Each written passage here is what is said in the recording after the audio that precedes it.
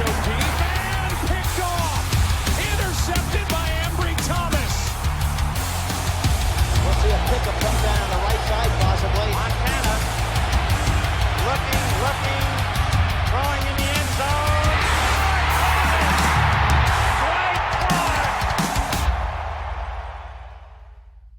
Bonjour à tous, bonsoir à tous, bienvenue dans ce 71e épisode du Fait sous le podcast. Après l'attaque, c'est à la défense qu'on va s'occuper, c'est de la défense qu'on va s'occuper aujourd'hui pour m'accompagner évidemment Kevin, Olivier et Gonzague. Salut les gars. Salut tout le monde.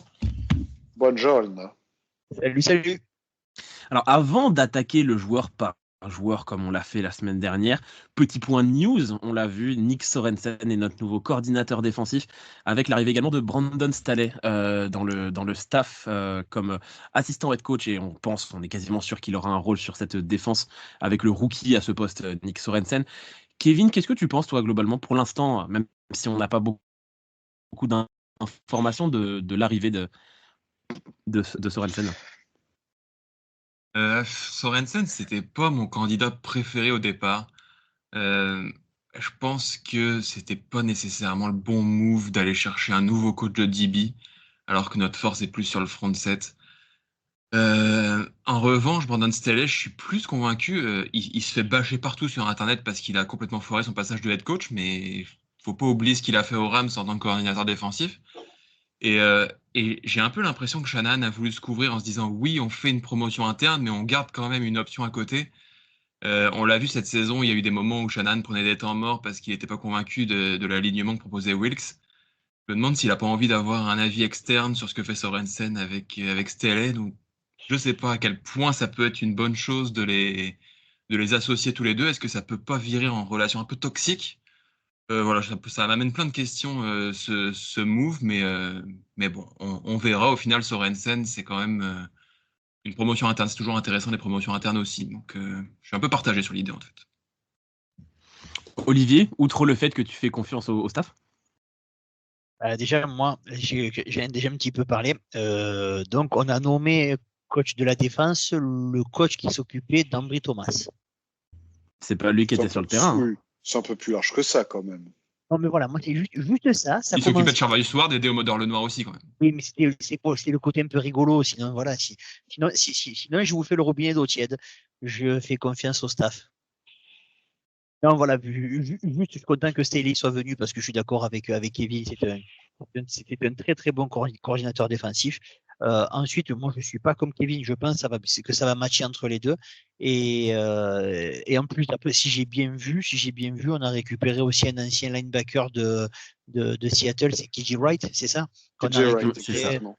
Pour qu'ils viennent travailler sur la défense, ça nous fait un petit peu comme avec des Meco Ryans, des joueurs qui finissent leur carrière, qui viennent directement à San Francisco. Donc, ça va faire une bonne émulation à la différence de l'année dernière où Wilsh est arrivé, il était un peu tout seul. Là, il y aura véritablement une émulation et je trouve que ça peut être sympathique. Voilà, donc je fais confiance au front office comme d'habitude. Gonzague. Ok. Bon, moi, pour ma part, alors, je suis assez partagé parce que si on fait juste une addition de noms, en soi, je suis assez content. Parce que Nick Sorensen était mon choix interne numéro 1 dès lors que Kukorac n'était pas disponible pour une promotion interne. Donc de ce point de vue-là, je suis content. Brandon Staley, je suis très content parce que, comme le disait très justement Kevin, c'est un excellent coordinateur défensif. Ce n'est pas parce qu'il s'est planté en tant que head coach qu'il faut remettre en cause son travail. D'autres se sont plantés avant lui. Je pense à Spagnuolo notamment, dont on a beaucoup parlé ces dernières semaines, malheureusement. Brandon Staley, il ne faut pas oublier aussi un détail, c'est que il a longtemps été considéré un peu comme une espèce de Shanahan de la défense, c'est-à-dire une espèce de génie défensif avec des schémas extrêmement complexes. Il va nous apporter une certaine variété que je trouve pas inintéressante. Donc en soi, il arrive en tant qu'assistant head coach, d'après ce que je comprends, donc une sorte d'Anthony Lynn mais version défense. Et c'est là où je vais peut-être un peu rejoindre Kevin sur mon point de nuance, c'est que autant je suis content de l'addition des deux noms, autant en effet, est-ce qu'il n'y en a pas un qui va comme vampiriser l'autre? Et c'est là où en effet je m'interroge, parce que Sorensen est un très bon coach. La coordination du jeu de passe, honnêtement, il suffit de voir jouer des Homodor Le Noir l'année dernière pour savoir que Sorensen a fait un travail remarquable. Par contre, je n'ai pas l'image de lui de quelqu'un d'extravagant. En termes de mood sur une sideline, j'ai plus un Steve Wilkes en tête qu'un des Meko Ryans. Clairement, je suis pas sûr que ce soit Sorensen qui harangue des foules. Brandon Staley, c'est pas son style non plus. Donc, quand on a dit durant toute la saison qu'on avait besoin de meneurs d'hommes en défense, c'est peut-être pas les profils que nous sommes allés chercher, si on est honnête. Après, leur talent est, pour moi, évident. Surtout chez Staley, qui a quand même clairement monté ses preuves. C'est un disciple de Vic Fangio, faut pas l'oublier. Donc, il y a quand même une certaine identité que l'on peut appliquer chez nous. Donc voilà, donc globalement, assez content de l'addition de ces noms-là, mais comme le dit très justement Kevin, et je le rejoins, j'attends de voir si la mayonnaise va réellement prendre sur la collaboration entre les deux et sur la répartition des tâches des deux. Et c'est là où, en effet, j'attends de voir ce qu'il en sera, mais sur le papier, en tout cas, c'est joli. Voilà, c'est joli. Oui, je rejoins un peu tout ce que vous avez dit dans l'ensemble. Staley, évidemment, c'est une grosse recrue. Ça a été un head coach catastrophique, mais c'est un entraîneur général de foot américain extrêmement talentueux. Moi, j'ai vraiment envie, comme tu le disais, Gonzague, qu'il apporte de la variété. Parce que notre défense, elle est aussi forte parce qu'elle a des grands joueurs. Mais si on peut apporter en plus des schémas extrêmement variés, où au final, l'adversaire ne sait pas qu'on va rusher à 4 et qu'on va faire ce qu'on a fait beaucoup tout le temps et qui marchait, si on peut apporter en plus avec le talent de nos joueurs des choses différentes, ça peut être très intéressant. Sorensen, ça va être un rookie à ce poste-là. On ne sait pas vraiment ce qu'il vaut en tant que coordinateur défensif, on sait ce qu'il vaut en tant que coordinateur du jeu de passe, et c'était très bien. Moi, j'ai pas forcément peur, je suis plus comme Olivier, j'ai pas forcément peur du fait qu'il se vampirise parce que je ne pense pas que ça soit la personnalité de ces gars-là. Je pense que Staley, même s'il a été head coach, même s'il a eu des grosses responsabilités, ça va être le genre de mec à s'adapter à l'équipe, à s'adapter à son rôle. Je pense que Shanahan a quand même une emprise assez forte pour avoir bien réglé les rôles, chose qu'il n'a pas pu faire avec Wilkes, parce que je pense que Wilkes étant beaucoup plus vieux, beaucoup plus âgé, il était peut-être aussi dans une idée de se dire, bah écoute, je connais mon métier et je veux pas non plus qu'on me dise quoi faire. Shanahan, là, il va avoir deux mecs de sa génération. Il a beaucoup plus prouvé qu'eux. Va y avoir aussi, je pense que là, on va avoir un rôle où vraiment Shanahan va être le boss, va être le numéro 1, va être le patron, va être le vrai head coach, et les autres vont faire ce qu'ils disent. Et je pense que moi, je vois bien ça marcher. J'ai hâte de le voir, en tout cas. Je pense qu'il va y avoir une défense très différente de ce qu'on a eu cette année. Et même très différente de ce qu'on a eu sous Demeco Ryans. Oui, c'est pas un meneur d'hommes, mais avec les bonnes idées. Moi, j'étais pour qu'on ait un meneur d'hommes l'année dernière, je suis d'accord avec vous.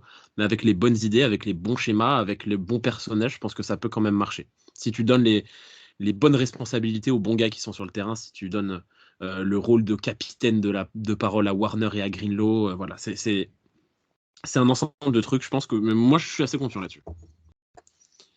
On va partir directement sur les joueurs. On va commencer évidemment par la ligne défensive. On va commencer par les edge rushers. Le premier, c'est Nick Bosa. Nick Bosa, 17 matchs, 53 plaquages, 16 plaquages pour perte, 10,5 sacs, 2 fumbles forcés, un fumble recouvert et 4 passes défendues.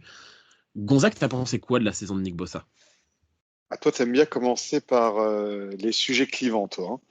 Je vais pas commencer par Kerry Hyder. Faut quand même que les gens y restent. Bien sûr. Mais là, tu commences déjà par des sujets les plus clivants de la saison. Donc, Bosa, rappelons donc les choses dans l'ordre. Il y a eu un hold-out, la recherche d'un contrat, un démarrage clairement diesel pour terminer avec d'excellents playoffs de manière générale. On s'est pris le bec toute l'année dans ce podcast à propos de Bosa, entre une team Elliott Gonzague qui avait tendance à le défendre et une team Kevin Olivier qui avait tendance à le mettre 6 pieds sous terre. La réalité, moi, c'est que je maintiens ma position. Même si Bosa a fait une saison de manière générale en deçà des attentes eu égard au contrat que nous lui avons accordé, il faut aussi voir les choses entre les lignes, au-delà du fait qu'il a été double-teamé. Je sais que je vais énerver Kevin en disant ça constamment, mais la réalité des choses, c'est qu'il a quand même si les sacs et les grosses stats, comme on peut l'entendre, ont été un peu en deçà des attentes, la réalité, c'est qu'il a été une pression constante toute l'année. Toute l'année, j'insiste, sur le quarterback adverse. Donc oui, eu égard au contrat qu'il a, on était en droit d'espérer davantage. La réalité, c'est qu'il a quand même été notre meilleur pass rusher de la saison, quoi qu'il en est. Et moi, de manière générale, je suis globalement satisfait. Je n'en suis pas heureux, mais j'en suis satisfait. Parce qu'à défaut d'avoir des grosses lignes de stats au niveau des sacs, il a clairement fait déjouer beaucoup de quarterbacks. Et il reste pour moi un des meneurs de notre défense et pour les années à venir. Et je suis très confiant en ce qui le concerne. Voilà, je rends la parole. Kevin. Il y a vraiment plusieurs vitesses sur la saison de Nick Bosa. Le début de saison, c'est pas insuffisant, c'est indigne, tout simplement. Il n'a pas été présent. On attendait un joueur qui marquait vraiment de son empreinte les matchs. On ne l'a pas vu. Ça s'est ressenti dans les stats, ça s'est ressenti dans les pressions. Je suis désolé, Gonzague, il n'y avait pas de pression de Nick Bosa. On peut me sortir tout ce qu'on veut, il n'y avait pas de pression. Finalement, après quelques semaines, il s'est amélioré pour finalement, en play-off, devenir le Nick Bosa. Donc, voilà, je sors de cette saison avec un joueur qui doit être notre star défensif, qui finalement s'est montré au moment où il devait se montrer et où il a apporté ce qu'il devait apporter au moment où il devait le faire. Donc oui, mais en même temps, on le paye pour être à ce niveau-là de la première semaine jusqu'au Super Bowl si on a à le jouer. Et ça n'a pas été le cas. Donc je suis quand même assez partagé sur sa saison. Là où l'année dernière, on avait un Nick Bosa absolument parfait, cette année, ça n'a pas été le cas, même si, évidemment, je vais quand même retenir le fait qu'il a été là quand on a vraiment eu besoin de lui. Olivier. Je trouve que Kevin a très bien résumé la situation et ce que je peux ressentir. Voilà. Là, on est sur des gars qui ont des énormes contrats, qui en plus a boudé pour avoir son énorme contrat et qui n'a pas délivré ce qu'il devait délivrer en début de saison. Après, quand il s'est mis à jouer, on peut être frustré. Voilà, le résumé de la saison de Nick Bosa, c'est ça, c'est frustration, parce qu'il est à 10,5 sacs, c'est-à-dire par rapport à ses standards, c'est comme s'il en avait fait 2, quoi. Un defensive end classique en avait fait 2, voilà, à peu près. C'est très moyen, c'est nettement insuffisant. Après, quand il se met à jouer, ben oui, quand on voit la performance qu'il fait au Super Bowl, on se dit, voilà, c'est ça qu'on veut. Alors, on peut pas dire qu'il faut qu'il soit constant sur 17 matchs de saison régulière, plus les matchs de playoff, mais faire ce qu'il a fait en début de saison, pour moi, c'est no way. Au salaire qu'il touche, c'est no way. C'était cette année, voilà, terminé. Maintenant, ok, c'est un ours, mais un ours, il arrête d'être en hibernation à partir des camps, parce qu'on en a besoin toute la saison et pas juste quand il a décidé lui. Parce que je trouve que ça serait trop payer le biscuit. Oui, bah, on reste un peu sur le deux poids là-dessus. Moi, je rejoins plus Gonzague quand même là-dessus. Évidemment qu'il n'a pas été au plus haut de son niveau au début de saison, mais il était encore très présent et il n'a juste finissait pas les actions. C'est quand même paradoxal que vous parliez de ses grosses performances en playoff et de sa super performance au Super Bowl. Le Super Bowl, il fait 0 sac. 0 sac. Donc, c'est un petit peu deux poids, deux mesures de dire qu'il a été extrêmement imperformant en début de saison parce qu'il faisait pas de sac et dire qu'il fait un grand Super Bowl alors qu'il fait pas de sac. Oui, il a été meilleur au Super Bowl qu'il ne l'a été en début de saison, mais en même temps, il était quand même dans le top 3 des pressions, alors qu'il faisait pas de sac en début de saison aussi. Exactement. En début de saison, il était dans le top 3 des mecs les plus double-teamés. On prend beaucoup en exemple, et c'est un super joueur, TJ Watt, qui fait énormément de sacs. TJ Watt est un des mecs les moins double-teamés des defensive ends de toute la NFL. Donc voilà, il n'y a pas forcément que le sac dans ses stats, dans son travail. C'est aussi enchaîner les quarterbacks, et il l'a fait toute la saison. Et il a été, oui, meilleur en deuxième partie qu'en première, mais en première partie, il n'a pas été infamant non plus. Exactement, c'est exactement ça. Parce que là, tu dis qu'il n'y a pas eu de pression, Kevin. C'est là où je ne suis pas du tout d'accord. Oui, il y a eu moins de sacs, mais regardez les matchs, les stats match par match, pas sur la saison, match par match. Et vous verrez que la pression, il est ultra homogène tout au long de la saison. C'est ça le paradoxe. Donc en fait, je trouve que oui, il a été meilleur en deuxième partie de saison, mais honnêtement, dire qu'il a été indigne puis super, je trouve que le différentiel n'est pas du tout révélateur de la réalité. Oui, donc moi, ce que je voulais dire par rapport au Super Bowl, et je vais pas rentrer dans une polémique arbitrale qui serait trop longue, mais il a fait 0 sac, mais s'il n'y a pas 2 attentats en corde à linge, il est au minimum à 2 sacs et certainement un strip sac. Voilà, donc c'est la pression qu'il a apportée, elle était tellement visible au Super Bowl, alors que pendant 6 semaines, il avait pas de poche, mais tu avais l'impression qu'il pouvait jouer les mains dans les poches. Voilà la différence entre les 6 premières semaines et le Super Bowl. Et je parle pas que de stats, je parle aussi d'impression visuelle. L'impression visuelle, pour moi, elle était quand même délirante au Super Bowl en comparaison des 6 premiers matchs de la saison. Mahomes is the new Brady. Non, on commence pas à dire des grossièretés, s'il te plaît. On va pas commencer à dire des choses comme ça, sinon je risque d'être de mauvaise humeur. On va le faire, ce podcast. Est-ce que Patrick Mahomes est le nouveau Tom Brady? On va le faire. Autre joueur qui est cher payé ou qui sera peut-être cher payé cet été, c'est Chase Young. Chase Young, il a joué 9 matchs avec nous après son arrivée lors d'un trade. 10 plaquages, 1 plaquage pour perte, 2,5 sacs, 9 QB hits en 9 matchs. Kevin, on est quand même d'accord pour dire que globalement, pour un mec qu'on attendait autant, c'est quand même grandement insuffisant. Ouais, insuffisant, oui. Bah, en fait, on a vu ce que disait Washington sur lui. C'est-à-dire que c'était un joueur très talentueux, mais un peu feignant sur les bords. On a totalement vu ce joueur qui par moments, avait tendance à disparaître, alors que sur des éclairs, on l'a vu, le potentiel, on a vu le talent monstrueux. On revient sur le Super Bowl encore, mais Chase Young, il fait un super match, le Super Bowl. Sa première prestation avec nous, même ses 2 premières prestations avec nous, sont de ce niveau-là aussi. C'est vraiment très bons ces premiers matchs. Ils sont très bons ces premiers matchs. Ouais. C'est vraiment très bon. Et puis, ouais, c'est un joueur qui semble se reposer sur ses lauriers. Alors, ouais, c'est sûr que c'est une déception. Moi, j'ai quand même envie de revoir le joueur dans cette organisation, avec des camps d'été plus fournis, avec un Nick Bosa qui est très proche de lui, qui va aussi lui transmettre un peu ce qui se passe dans cette franchise et toute l'ambiance et tout ça. J'ai envie de revoir ce joueur-là dans une organisation beaucoup plus fonctionnelle que ce qu'il a eu à Washington. Mais oui, je suis obligé de rejoindre ton avis, Elliot, c'est insuffisant. Olivier? Il a bien résumé la situation une fois de plus. Moi, chez Young, s'il s'en va, ça me dérange pas. Et s'il reste, c'est vraiment sur un tout petit contrat, une année pour prouver qu'il a le niveau.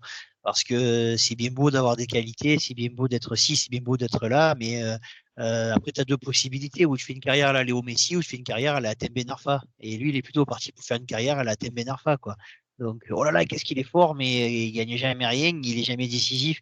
Donc, je fais une comparaison avec le soccer volontairement. Oui, les 2 premiers matchs, on s'est dit, oh, aïe, on va être monstrueux des 2 côtés. Et après, on a vu certains matchs, il est d'une fainéantise. Pour moi, c'est nettement insuffisant, surtout qu'en plus, c'est un gars qui est quand même numéro 2 de draft. On parle pas de Kevin Givens ou d'un Charles Omenihu, qui étaient des mecs qui ont été draftés très, très, très, très loin en comparaison. Lui, c'est un numéro 2 de draft. Et soi-disant talent générationnel. Et bon, voilà, moi je suis resté sur ma fin complètement. Donc s'il reste, c'est vraiment sur un tout petit contrat. Je ne mettrai pas d'argent là-dessus. Gonzague? Je vais rejoindre un peu mes 2 compères sur le côté déception. En effet, le talent, il est là, il est évident. Et en effet, par moments, on avait l'impression qu'il suffisait de faire le tour pour le passer. Donc c'est ça qui m'a un petit peu gêné sur certains matchs. Et en effet, il est capable de sortir des très beaux jeux par moment, avec notamment de très bons jeux de bras pour se débarrasser du tackle. Et juste après, il suffit juste de faire le tour comme si c'était un plot. Donc c'est vrai qu'il a un petit côté très décevant par rapport à ça. Il y a des premières rumeurs qui commencent à sortir sur lui, comme quoi il chercherait par lui-même un contrat d'1 an pour prouver sa valeur. Ce qui en soi, pour moi, est une excellente nouvelle pour nous, parce que j'ai envie de lui dire, si tu as vraiment envie de reprendre ta carrière en main et de vraiment prouver ta valeur comme tu essaies de nous le montrer, quel meilleur scénario pour toi de signer un nouveau contrat d'1 an chez nous, dans une équipe qui est visible, où tes performances pourront être visibles, et après aller chercher ton très gros contrat dans l'équipe que tu veux, quitte à aller dans les bas-fonds si tu recherches l'argent. Ce que je veux dire par là, c'est le scénario pour lui, il est idéal là. Donc j'ai envie de lui dire, oui, tu m'as déçu. Oui, tu es capable de beaucoup mieux, mais j'ai quand même envie de te donner ta petite chance pour 1 an et que tu nous prouves que tu vaux quelque chose, en tout cas bien mieux que ce que tu nous as montré jusqu'à présent. Oui, j'ai pas grand-chose à rajouter, juste ce que tu dis là, et puis que j'avais pas vu passer. C'est lui-même du coup qui rechercherait un contrat d'1 an. Les rumeurs disent que c'est son Il y a une agent rumeur qui dit que ça pourrait être une bonne option pour lui, que lui-même pense que c'est une bonne option pour lui. Bah ça voilà, prouve en seulement. tout cas, son agent négocierait ça en fait actuellement. Bah, ça prouve 2 choses, et notamment, oui, ça serait un bon plan pour nous qui avons des finances techniques au minima. Et ça prouve aussi peut-être une preuve de maturité chez lui, une preuve de compréhension de d'où est sa place aujourd'hui dans la ligue. Après, s'il y a une équipe qui lui propose 12 et que nous, on lui en propose 7, voilà, le Ouais, mais contrat la d'avant n'est pas question- le même, quoi. Non, mais bien sûr, mais est-ce que la question, c'est quelqu'un qui lui propose 1 an 12 et que c'est et que c'est, j'en sais rien, moi, j'ai pas d'équipe en tête, les Cardinals, ou alors nous qui lui proposons 1 an 7, mais mec, par contre, tu vas jouer la finale de conf, t'as des chances de jouer le Super Bowl, tu vas être à côté de Nick Bossa, tous tes matchs, la moitié de tes matchs seront en antenne nationale, la question, elle se pose. Parce que la question, c'est est-ce qu'il prend 12 pour 1 an pour prendre 14 par an sur 5, ou est-ce qu'il prend 12 pour 1 an pour prendre 20 millions par an derrière, quoi. Il y a un autre joueur qui était un ancien très haut de draft, qui était chez nous, qui n'avait pas évidemment le même rôle et la même présence que Chase Young, c'est Clelin Ferrell. Clelin Ferrell, qu'on a perdu pendant les playoffs, mais en saison régulière, il a joué tous les matchs. Il a fait 28 plaquages, 6 plaquages pour perdre, 3,5 sacs, un fumble forcé et une passe défendue. Gonzague, je vais commencer, mais Gonzague, je te donne la parole après. On était tous les deux plutôt des défenseurs de Clelin Ferrell sur sa saison, sur un rôle extrêmement différent du edge classique qui va être un chasseur de quarterback. J'ai trouvé Ferrell très intéressant sur le jeu de course, dans sa rotation de l'autre côté de Nick Bossa, où Nick Bossa jouait tous les snaps et ça bougeait entre Ferrell, entre Chase Young, entre Drake Jackson, etc., entre Randy Gregory. Moi, j'ai bien aimé sa saison. S'il ne demande pas trop, ça serait pas inintéressant de le revoir. Voilà, j'ai trouvé qu'il a fait des choses plutôt intéressantes et j'ai trouvé que son absence est plutôt ressentie en playoff par moment. Voilà, Gonzague. Bah bon, en effet, comme je l'ai dit, j'ai trouvé que c'était presque limite notre meilleure recrue en free agency. Parce qu'en effet, déjà, je pense que c'est sa meilleure saison dans cette ligue. Pour un joueur, en effet, qui jusque-là avait énormément déçu. Je rappelle à nos auditeurs que c'est un 4e choix de draft. Ou 3e, non, 4e, je crois, de mémoire. Enfin bon, très très haut, top 5, ça c'est certain. Et qui avait déçu jusqu'à présent. Et qui, oui, chez nous, 4e. Voilà, chez nous a fait une très bonne saison. Et surtout, ce que j'ai trouvé extrêmement intéressant, c'est qu'il a notamment performé à la course. Et de ce point de vue-là, il fut pour moi, en termes de solution jusqu'à sa blessure, un parfait complément d'un Drake Jackson qui lui était plus dans un schéma speed rusher en 3e et 10. Donc il permettait à lui seul d'offrir une certaine variété dans les jeux. Et de ce point de vue-là, j'ai trouvé que c'était vraiment un bon ajout. C'est toujours pareil avec ces joueurs de contrat d'un an, c'est qu'est-ce qu'on fait derrière. Moi, je suis un peu comme toi, j'ai plutôt pour ambition de leur signer, surtout que je pense pas qu'il coûtera une fortune, en tout cas moins que Chase Young, en tout cas je pense, de par son aura. Mais il est presque mon choix numéro 1 d'ailleurs de ce point de vue-là. Il n'a pas le talent d'un Chase Young. Je pense qu'il a peut-être montré d'ailleurs le maximum de ce qu'il est capable de fournir. Mais dans tous les cas, s'il est capable de reproduire la même saison, je le trouve très intéressant sur les schémas, notamment contre la course. Olivier. Oui, joueur un petit peu comme beaucoup de joueurs passés chez nous, on va dire les Boukham, les Omenyou et Ridgeway, tous ces joueurs-là qui viennent à San Francisco, qui se refont la cerise pour certains ou qui explosent complètement pour d'autres. Et lui, c'était un petit peu le cas. Il a fait une saison très très constante, très très correcte. Quand il était plus là, c'est là qu'on a commencé à se rendre compte qu'on galérait plus dans le jeu de course. Son absence, il n'était pas le seul absent, mais ça en a fait partie. Donc oui, bon choix tactique de l'avoir récupéré. Je suis d'accord avec vous. Moi, je le garderai. En plus, comme il sortira de blessure, il va pas coûter des milliers de cents. Donc, ça peut être intéressant de le garder encore sur un deal d'un an. Kevin. Ouais, bah tous les ans, on sort un ou deux joueurs comme ça en mode Last Chance You. On est un peu le Last Chance You de la NFL. Si vous suivez un peu cette série sur Netflix, où on va chercher des anciens gros prospects, on leur donne une chance et puis bah, ils sont dans l'organisation parfaite pour ça. Il y a des gros joueurs à côté, il y a des bons coachs autour, il y a tout le contexte qui fait que tu es dans la bonne disposition pour aller chercher des contrats ailleurs et au menu, j'allais dire. Et Ferrell, c'est exactement ça.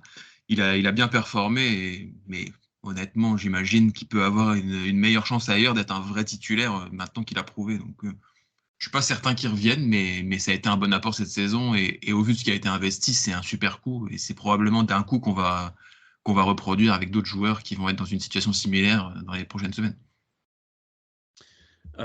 Autre joueur qu'on a récupéré sur une fin de contrat, là c'est un contrat expirant suite à un trade. Randy Gregory, 12 matchs, 11 plaquages, 4 plaquages pour perte, 2,5 sacs, 8 QB hit. Gonzague, ton pote Randy, alors Alors, voilà. Est-ce qu'il a enfumé tout le vestiaire ou pas du coup? Non, bah, je vais peut-être te surprendre. Je suis assez partagé sur le joueur. Alors, comme tout le monde sait, à part peut-être les auditeurs qui nous prennent en cours de route, j'étais complètement contre sa venue, parce que c'est pas uniquement que le mec ait fait des conneries ou autre, c'est qu'en fait, pour l'avoir connu à l'université, c'est un tel talent. C'est un tel talent pur, ce joueur. Et il a foutu en l'air un peu sa saison. Pour moi, tu parlais de Ben Arfa, Hatem Ben Arfa tout à l'heure. Olivier, c'est lui le Hatem Ben Arfa de notre équipe. C'est un très très grand talent. Le problème qu'il y a avec, il nous a montré d'ailleurs de très bonnes choses, notamment contre la course. Je reste persuadé que c'est un meilleur edge rusher pour du 3-4 que du 4-3. Mais bon, il est chez nous et autres. Il a montré de belles choses par intermittence. Par moments, il avait tendance à disparaître, et d'autres fois, il n'a pas été mauvais. Il a juste un très gros problème, c'est que, sauf erreur de ma part, il pèse pour 15,6 ou 16 millions l'année prochaine, et il coûte très très cher, il coûte très peu en dead money. Donc, il n'y a pas d'autre solution que soit de l'échanger, soit, scénario le plus probable, de le couper. Après, on peut toujours le prolonger après l'avoir coupé, c'est-à-dire lui offrir un nouveau contrat à moindre coût, mais c'est sûr qu'il faudra arbitrer entre Chase Young, Clint Ferrell et Randy Gregory. Il y a ce petit jeu-là, malheureusement, pour lui, je sacrifie Gregory. Et je ne me base uniquement que sur l'aspect sportif à ce niveau-là. Voilà. J'ai beaucoup de rancœur envers ce joueur parce que je croyais beaucoup en lui à l'université. Il m'a beaucoup déçu en termes de comportement, mais il n'a rien fait de répréhensible chez nous. Donc voilà. C'est juste sur du sportif que je le sacrifie au profit des deux autres. Voilà. Kevin? Bah moi, je suis un petit peu déçu de son apport. Au final, j'en attendais vraiment plus. Alors, il y a des petits coups d'éclat par-ci par-là, mais je l'ai pas trouvé exceptionnel. Au final, j'ai vraiment l'impression que c'est le genre de joueur qu'on pourrait facilement remplacer avec un jeune drafté au 3e, 4e tour et qui l'offrirait une contribution à peu près équivalente. Donc, ouais. Au niveau du nom et du pedigree du joueur avant ça, je m'attendais vraiment à bien plus que ça. Et bon, ouais, un joueur de rotation correct, mais au prix que tu l'as dit, Gonzague, il n'a plus rien à faire dans l'effectif. Olivier? Je sais pas ce qu'il a, Kevin, ce soir, mais il résume mes pensées. Donc, je conçois totalement ce qu'il a dit, Kevin. On peut passer à la suite. Et je suis d'accord également avec Kevin. Moi, il y a un truc qui m'a impressionné, c'est que c'est vrai que j'en attendais un petit peu plus, à son arrivée. Et quand il était sur le terrain, je voyais, parce qu'il détonnait, parce qu'il a un numéro, un chiffre sur le terrain, et moi j'avais mes yeux là-dessus. À part ça, j'ai pas l'impression d'avoir vu grand-chose de Randy Gregory sur le terrain. Et voilà, j'avais pas l'impression qu'il a pesé vraiment dans notre jeu, et j'étais un peu déçu de ça. On a cité son nom tout à l'heure, Drake Jackson. On avait beaucoup d'attentes en début de saison. Finalement, il n'a joué que 8 matchs. Il a été blessé. 8 matchs, 7 plaquages, 2 plaquages pour perdre, 3 sacs. Les 3 sacs dans son premier match de la saison, il est absolument gigantesque. Et une passe défendue. Bon, est-ce que Drake Jackson, il n'aurait pas le syndrome Javon Kinlaw? À savoir qu'on en attendait peut-être un peu trop. Olivier? Je sais pas du tout, parce que la différence de Javon Kinlaw, c'est que c'était pas un premier tour de draft, lui, c'était un second tour et pas drafté dans en début de second tour. Déjà, c'est totalement différent, alors que Kinlaw, il est drafté dans les 15 premiers, si mes souvenirs sont exacts. Donc, c'est pas la même chose. Et puis Drake Jackson, on a vu qu'il est capable de faire des choses. La preuve, sur le premier match de saison régulière, il est quand même exceptionnel. Je veux dire, c'est pas donné à n'importe quel joueur de faire 3 sacs dans le même match. C'est pas le truc du hasard. On sait qu'il est capable. Après, bon, il s'est blessé. On va voir ce que ça va donner là. Il va récupérer. Il va y avoir des dans tous les camps. Cette 3e saison qui va commencer pour lui, pour moi, me paraît être la plus importante. Soit il s'impose cette année, soit il ira à la fin de son contrat rookie, puis sur le front, on arrêtera avec lui. Kevin? Bah, moi, c'est un peu mon bust de la saison, en tout cas côté défensif. On a Burford qui s'est mangé le rookie wall un peu dans sa 2e saison, et puis on a un peu la même chose avec Drake Jackson, j'ai l'impression. Où oui, son premier match, il sort une performance complètement dingue, une des meilleures performances individuelles défensives de notre saison au complet. Et puis après, plus rien. Alors, il y a la blessure, oui, mais même avant la blessure, il avait complètement disparu. Il avait même été complètement mis au placard parce qu'il fournissait vraiment plus rien. que j'attends de voir. Il a encore un peu de temps sur son contrat rookie pour nous montrer ce que ça va donner. Mais ouais, j'étais vraiment très déçu parce qu'au final, si on va chercher un Chase Young, si on va chercher un Randy Gregory, c'est aussi parce que lui, il assume pas et il n'est pas au niveau auquel même les coachs l'attendaient. Donc, ouais, j'en attends plus de lui et la saison prochaine, c'est vraiment la saison do or die en fait pour lui. Gonzague. Je suis à 200% d'accord avec ce que vient de dire Kevin. C'est-à-dire qu'en effet, ce premier match cache complètement la forêt. C'est-à-dire qu'un très très gros premier match, et derrière, le ballon de baudruche, quoi. Il a complètement disparu des radars. Même ce sur quoi on l'attendait, avec la pression, notamment en situation de passe, plus rien. Et il n'a cessé de régresser. J'ai plus tous les matchs en tête, mais j'ai l'impression que match après match, il a été de moins en moins bon jusqu'à disparaître à tel point que au début, je ne savais même pas qu'il était blessé. Pour moi, il avait été mis au placard, tout simplement. Et je suis complètement d'accord avec toi, Kevin, quand tu dis que c'est le Burford de la défense. Parce que pour des raisons que j'ignore, c'est peut-être aussi un peu ma faute, à titre perso, c'est que c'est vrai que j'en attendais beaucoup de cette deuxième année de sa part, parce que j'estime qu'en début d'année, il a un boulevard. Il a un boulevard pour s'imposer. Clelin Ferrell n'est pas censé réussir, dans notre esprit, en tout cas collectif, réussir une aussi bonne saison. Chase Young n'est pas là, Randy Gregory n'est pas là, tu l'as dit à juste titre, Kevin, mais il a un boulevard pour performer et on a l'impression qu'il s'est reposé sur ses qualités naturelles sans vraiment chercher à s'améliorer. Et en tout cas, je dis pas que c'est la vérité, je dis juste que c'est vraiment ce qui s'est ressenti avec lui. Donc, en effet, une très grosse déception pour moi. Et son premier match ne doit pas faire oublier le factuel qui s'en est suivi derrière. Donc oui, le do or die, il est parfait dans ce que tu dis, parce que c'est clairement sa dernière chance, parce qu'on va certainement le mettre en concurrence avec un joueur majeur, et il va falloir paradoxalement qu'il s'impose. C'est un challenger qui va se présenter, non pas en titulaire, contrairement à cette année. Donc à lui de clairement pousser un peu des bras et prendre la place. Il y a 3 autres joueurs qui ont eu du temps de jeu en tant que edge rusher. Je vais citer leur nom, vous me dites si vous voulez en parler. Robert Bill, Kerry Hyder et Austin Bryan qui ont joué 4 et 2 matchs respectivement. Un sac pour Robert Bill, un sac pour Kerry Hyder. Voilà, pas grand-chose à se mettre sous la dent. Robert Bill est un rookie, il a montré quelques petites choses intéressantes à voir pour ce qui va arriver pour la suite. On va passer au defensive tackle. Le premier nom, évidemment, Javon Hargrave. Javon Hargrave, 16 matchs, 44 plaquages, 8 plaquages pour perte, 7 sacs, 14 QB hits et 2 passes défendues. Notre grosse recrue, on en a beaucoup parlé dans l'émission des Awards, puisqu'évidemment, il a été élu recrue de l'année. Olivier, globalement, la saison de Javon Hargrave, on l'a déjà dit, on ne va pas forcément se répéter pour ce. Je vous renvoie à l'émission Award. Très bien, le meilleur à son poste, mais on en attendait un peu plus. Oui, voilà, c'est clair que il nous a fait du bien, mais il aurait pu nous faire encore plus de bien. C'est un joueur sur lequel on comptait. Il a pas déçu, c'est pas, moi je n'appelle pas ça une déception. Le mec il fait quand même 7 sacs et il a bien performé quand même, mais il devrait faire un petit peu plus au tarif où on le paye. Voilà, c'est un petit peu le résumé de la situation. Il est certain quand il y a le duo lui et Armstead, tu sens que là la défense elle est costaud. Quand il n'y en a qu'un seul des deux, et c'est moins fun.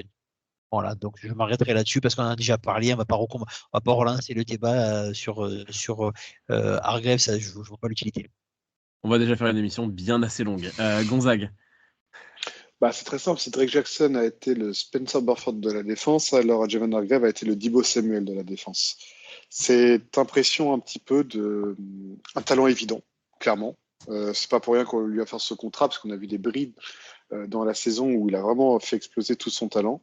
Mais cette impression où on n'avait pas qu'il choisissait ses matchs, des matchs où il était très performant, d'autres où il était aux oubliettes avec des lignes de stats à 0 partout. Ce n'est pas arrivé qu'une seule fois. Donc c'est ça en fait où Javon Hargrave, malgré tout le talent que je lui reconnais, m'a un petit peu frustré cette année. C'est que celui qui aurait dû être le leader du cœur de la défense sur la première ligne a été un excellent joueur, oui le meilleur, et encore avec Armstead il y a quand même débat. Franchement entre les deux je trouve qu'il y a débat sur lequel les deux étaient le meilleur au cœur du premier rideau de la ligne. Voilà, mais j'en attends plus, beaucoup plus, et surtout de la constance chez lui, chose que je n'ai pas vue à San Francisco de sa part et pourtant que j'ai vu aux Eagles, ce qui m'a un petit peu frustré. Kevin. Bah, dans la régression globale du front seven sous Steve Wilkes, c'est peut-être un de ceux qui en a le plus souffert. Faut se rappeler, aux Eagles, l'année dernière, il sort plus de 10 sacs, alors qu'ils sont 5 joueurs chez les Eagles à sortir plus de 10 sacs. C'est dire à quel point il a pesé, même dans les stats. On n'a pas vu ça cette année. Alors oui, c'est un joueur ultra talentueux, tu l'as dit Gonzague, et on voit qu'il y a quelque chose, et il a apporté, c'est certain. Et c'est pas encore suffisant, mais au final, on a un peu dit aussi, Bossa, il y a eu des moments où c'était pas suffisant non plus. Chase Young, ça n'a pas été suffisant. On tourne un peu en rond sur cette ligne défensive au final, où ça a globalement pas été suffisant. Donc, j'ai du mal à lui en vouloir qu'à lui au final. On va attendre une saison 2 au final. À ses côtés, tu en as parlé, Arik Armstead, 12 matchs, 27 plaquages, 4 plaquages pour perte, 5 sacs, 13 qubits. Je vais commencer sur Armstead. Au-delà de tout l'amour qu'on a tous, évidemment, pour le joueur, on sent qu'il commence à vieillir. Ça, c'est factuel. Mais il est toujours aussi précieux dans son rôle. Et surtout, quand il était absent, on l'a beaucoup ressenti, je trouve, sur le jeu de course. C'est au moment de son absence que notre jeu de course a commencé à prendre une gifle. Et voilà, après, ça reste un très bon joueur. Il y aura ces questions contractuelles.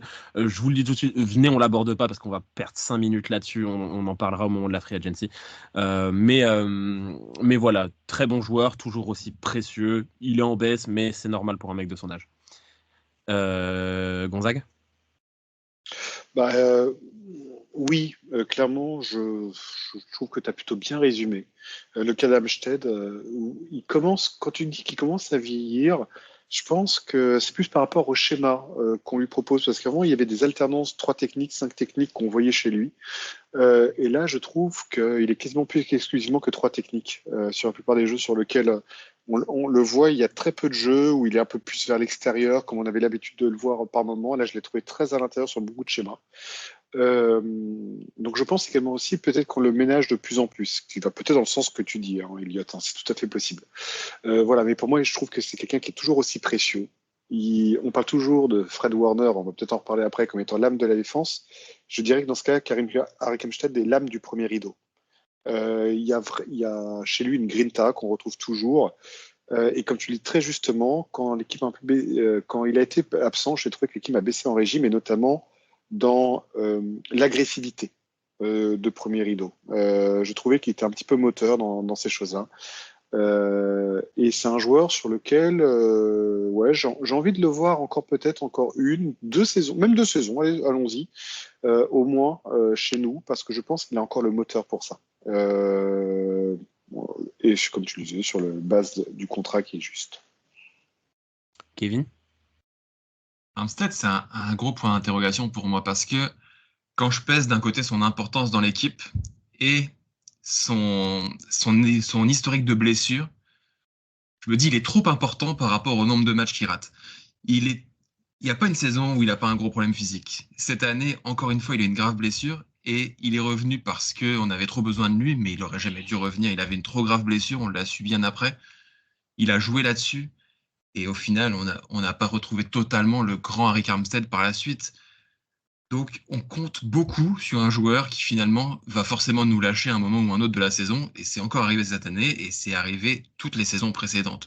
Donc oui, c'est un grand joueur. Mais vas-y, Elliot, je te vois le dos. Non, ouais, je viens d'aller regarder parce que je voulais vérifier ce que tu disais. Donc, la saison dernière, c'était le cas. Ces 4 saisons précédentes, il joue tous les matchs. Ok. Mais je suis d'accord que j'avais cette même impression que toi, qu'il avait loupé pas mal de trucs. Ouais, j'ai quand même l'impression qu'il nous fait défaut assez régulièrement, et ouais, c'est une interrogation parce que tu l'as dit, Elliot, il prend un peu d'âge, et il faut commencer à penser à sa succession parce qu'on le perd trop souvent ces derniers temps. Olivier ? Kevin, il a encore bien résumé la situation. Moi, j'étais sur Mais qu'est-ce qui se passe ? Mais qu'est-ce qui se passe ? Je sais pas, Kevin, il a l'air de parler avant moi, ça va pas du tout. Hein, sinon, ça va pas aller du tout. Olivier, sur le prochain joueur, je te donne la parole en premier. Non, mais Olivier, t'as aucune grinta ce soir. Qu'est-ce qui se passe? À nos auditeurs s'emmerdent là. Il n'y a plus la grinta d'Olivier. Non, mais parce que je crois que vous avez pas compris un truc, c'est qu'il y a Tiens-toi droit dans ton fauteuil. Vous avez pas compris un truc, c'est qu'il y a un moment de la vidéo où on va parler de Derrick Greenlaw, et il y a un moment de la vidéo où on va parler d'Ambry Thomas, il se réserve. Oui, Olivier, du coup, sur Arik. Armstead, c'est un joueur qui est. On va pas entrer dans le débat, comme tu disais, pour la free agency, tout ça, mais il a un gros salaire. Il est quand même, il prend de l'âge. Ça fait 2 saisons qu'il se blesse. Les blessures qu'il a ne sont pas des petites blessures. Voilà, ça commence à devenir compliqué. Maintenant, c'est un joueur qui est prépondérant parce que c'est quelqu'un qui est très, très, très investi auprès de la communauté. Chaque année, il représente San Francisco pour le Walter Payton Award, c'est ça, si je dis pas de bêtises, pour le Randall Award. Et donc, c'est quelqu'un qui a un rôle prépondérant dans la communauté de San Francisco. C'est pour ça que je ne le vois pas partir du jour au lendemain. Et c'est pour ça que c'est intéressant de le garder. Mais le tarif me paraît un peu excessif maintenant. Tu énonçais le mot, Kevin, le mot successeur. Est-ce que le successeur serait pas Javon Kinlaw? Javon Kinlaw, 25 plaquages, 4 plaquages pour perte, 3,5 sacs, 6 QB hit, 3 passes défendues. Moi, il m'a fait kiffer Javon Kinlaw cette année. Alors, il ne ressemble pas, il faut être très honnête, il ne ressemble pas à un 13e choix de draft. On est clair là-dessus, on est d'accord. Mais il ressemble, je trouve, à un titulaire NFL légitime sur sa saison. Olivier? Exactement. J'allais te dire ça. C'est un joueur qui a mis du temps, qui a mis beaucoup de temps à arriver à maturité. Bon, il n'a pas été épargné par les blessures non plus depuis qu'il est arrivé à NFL. Cette année, il a enfin pu jouer une saison complète et au miracle, on le trouve de qualité. Est-ce que le fait de ne pas lui avoir fait la 5e année, ça l'a réveillé? Et ça l'a obligé de jouer à son véritable niveau.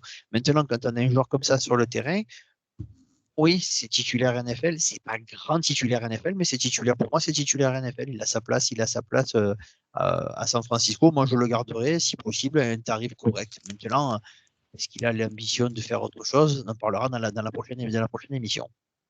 Gonzague? Typiquement, on parlait tout à l'heure de Chase Young qui devait certainement prouver sa valeur sur un contrat d'1 an. Voilà typiquement un autre joueur qui doit clairement prouver sa valeur sur un contrat d'1 an. Parce que Javon Kinlaw, en effet, comme tu dis très justement, Elliot, c'était notre petite bénédiction de cette année où il nous a vraiment montré de très très belles choses. Il a été pour moi le symbole d'une rotation dans le cœur de la ligne qui fait qu'on n'a quasiment pas vu quand un joueur sortait au profit d'un autre, parce que je l'ai trouvé vraiment quasiment au niveau de ces deux compères qu'on a cités précédemment. Il nous a montré de très belles choses, notamment sur sa grande spécialité qu'il avait à l'université, qu'il ne nous avait jamais montré jusqu'alors en NFL, la chasse. C'est un vrai chasseur au cœur de la ligne. Il est capable d'aller chercher le second rideau à une vitesse que j'ai trouvé très très intéressante, notamment sur le jeu de passe. Je l'ai vraiment trouvé très bien. C'est ce que j'attendais de lui au moment de sa draft. Certes, il n'a pas le niveau qu'on aurait pu attendre et la montée en puissance qu'on aurait pu attendre pour justifier d'un 13e choix de la draft. Mais il nous a montré vraiment par moments qu'il avait vraiment le talent d'un premier tour en puissance de draft NFL. En tout cas, il n'avait rien à envier à ses deux autres compères qui sont tous les deux de ce niveau-là. Donc voilà, s'il est d'accord pour revenir sur un contrat d'1 an chez nous, à moindre frais et prouver sa valeur, pourquoi pas. Mais je pense très sincèrement que dans son intérêt de carrière, une équipe NFL peut lui offrir peut-être sur ce même contrat d'1 an, mais dans la peau d'un titulaire. Et s'il décide de s'en aller, je ne lui en voudrais pas, ce sera normal. Kevin? J'ai passé toute la saison à regarder Kinlaw d'un œil attentif en me disant on le garde, on le garde pas. Et puis un match, on le gardait, un match, je me disais oh non, finalement, un match oui, un match non. Au final, sur la saison, c'est une satisfaction, je vous rejoins là-dessus. Malgré tout, son contrat rookie se termine, il a toujours pas prouvé qu'il pouvait être titulaire en NFL, selon moi.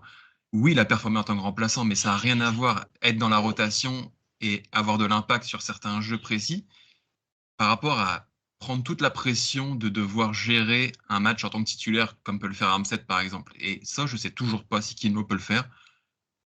Donc, est-ce qu'il va revenir? Est-ce qu'il ne va pas revenir? Oui, je vous rejoins. S'il revient à moindre coût, pourquoi pas le tester? Mais au final, je ne sais toujours pas si on a un defensive tackle titulaire en Javon Kinlaw. Le suivant de la liste, c'est Kevin Givens, 17 matchs, 22 plaquages, 3 plaquages pour perte, 1,5 sac, 4 QB hit, un fumble recouvert, une passe défendue. Alors là, on va être, moi de mon avis, après si vous voulez en débattre plus longtemps, on peut. Moi je vous dis, référez-vous à chaque fois qu'on parle de Kevin Givens, référez-vous à l'émission de l'année dernière, référez-vous à tout. Soldat, je le kiffe, voilà, point, super, le remplaçant parfait. Là, tu as donné la définition absolue de ce qu'on appelle le joueur de devoir. C'est vraiment ça. C'est un joueur qui pour moi est très sous-estimé parce que certes, le plafond, je pense qu'il a atteint son plafond de manière générale, mais c'est un joueur pour moi dont on ne parle vraiment pas assez.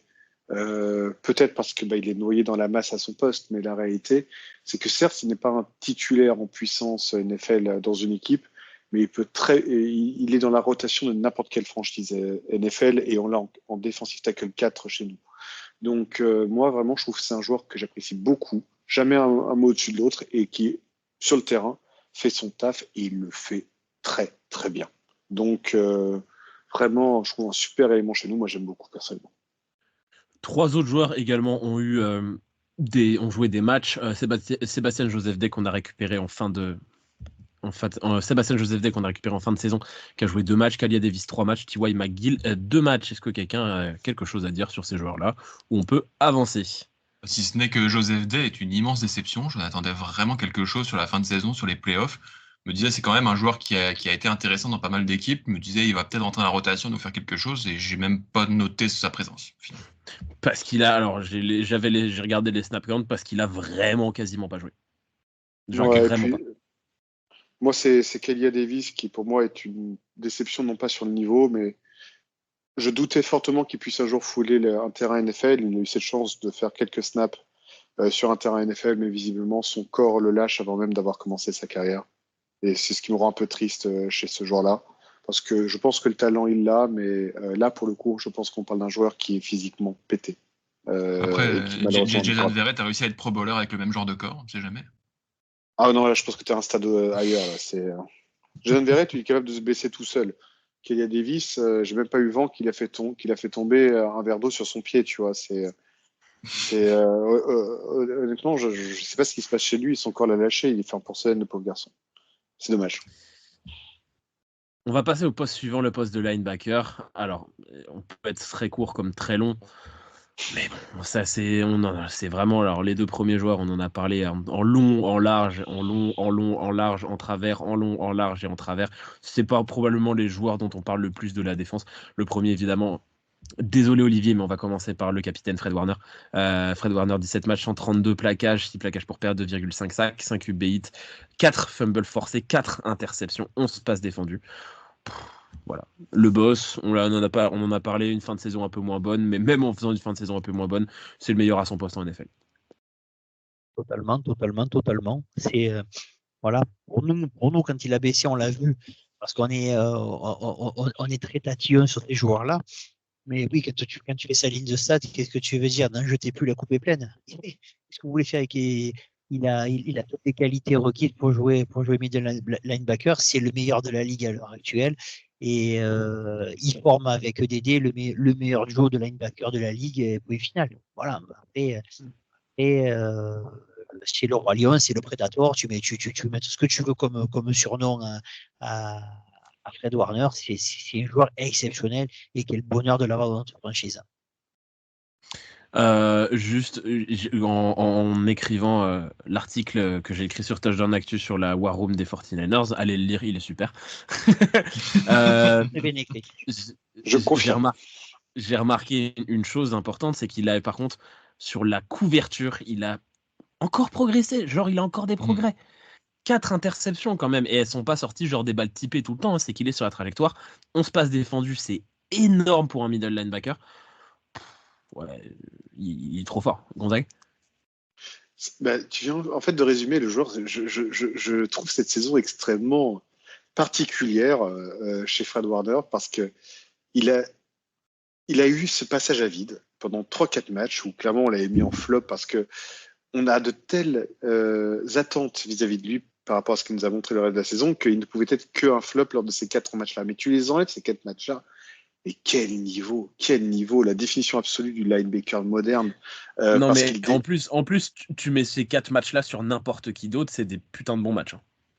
Oui, non mais encore une fois, on a des standards vis-à-vis de lui parce que c'est phénoménal. En plus, c'est vraiment ce linebacker moderne qui, certes, est bon contre la course, et notamment sur les courses latérales, où il a notamment ce mouvement que je trouve absolument phénoménal. Il y a qu'à voir les boxons qu'il envoie sur les tracés latéraux de certains coureurs, mais même, tu l'as dit très justement, Elliott, c'est là toute la définition du middle linebacker moderne. c'est qu'il a cette capacité de lecture sur de défense contre la passe que je trouve que je me demande d'ailleurs si j'ai déjà vu quelque part. Parce que moi qui suis un peu de l'ancienne école, j'étais habitué au inside linebacker à l'ancienne, très bon contre la course, mais pas nécessairement bon contre la passe. Je le dis honnêtement, je ne sais pas. Il faudrait que je replonge dans mes souvenirs si j'ai déjà vu un inside linebacker aussi bon contre la passe. Je n'en suis pas sûr. Et je ne le pense pas d'ailleurs. Donc vraiment un phénomène. L'âme de notre défense, quand tout va avec Fred Warner, c'est toute la défense qui va. C'est notre capitaine de défense. C'est notre capitaine tout court d'ailleurs. Et voilà, moi personnellement, je l'adore. Kevin? Juste sur le duo, d'abord Warner-Greenlaw, juste à regarder l'importance qu'a pris un Aziz Al-Shahir chez les Titans pour se rendre compte d'à quel point le duo est dingue pour avoir mis sur le banc un tel joueur. Ça, c'est première chose, mais Fred Warner, je reviendrai pas sur son niveau et ses performances comme vous l'avez fait, mais juste je trouve qu'il rentre dans cette catégorie de joueurs où quand on ferme les yeux et qu'on pense aux 49ers, on voit le visage de Fred Warner comme on a pu voir le visage de Patrick Willis ou de Jerry Rice ou de ces images ou de ces joueurs qui représentent la franchise et qui sont tellement emblématiques que voilà, les 49ers, c'est eux. Et Fred Warner, je trouve, rentre dans cette catégorie-là. Le joueur suivant, c'est Dre Greenlaw. Dre Greenlaw, 120 plaquages, 5 plaquages pour perte, 1,5 sac, 4 qubits, 4 passes défendues. Olivier, est-ce que tu nous as préparé un poème pour Dre Greenlaw? Non, j'ai rien préparé. Les stats, elles sont beaucoup moins impressionnantes que celles de Warner. Mais et paradoxalement, elles sont en baisse aussi par rapport à la saison précédente. Mais c'est pas les stats, c'est l'impression visuelle qu'il donne. C'est ce joueur qui donne tout sur le terrain, qui emmène les autres avec lui parce que quand il y a un mec qui va rater un plaquage, il va arriver, il va dédéiser l'adversaire et ça c'est quelque chose qui reste ça marque et ça donne de l'élan à tout le monde. On voit très bien c'est un personnage dans cette équipe. Il a pris une place prépondérante cette année. Et je pense réellement que ce que disait Kevin, ça s'applique de plus en plus à Dre Greenlaw aussi. Sur ce côté où tout le monde, quand on pense à la défense San Francisco, on voit le duo de linebackers se jeter comme des morts de faim sur tout ce qui passe, avec les gros cheveux, et puis l'autre à côté qui se relève et qui repart comme un marsupilami dans tous les sens. Voilà, c'est ce qui fait que moi j'aime ce sport, ce genre de joueur, et voilà, je suis super content. Il va se remettre de son tendon d'Achille, et quand il va revenir, il va recommencer à dédéiser les méchants. Verbe du premier groupe dédéisé.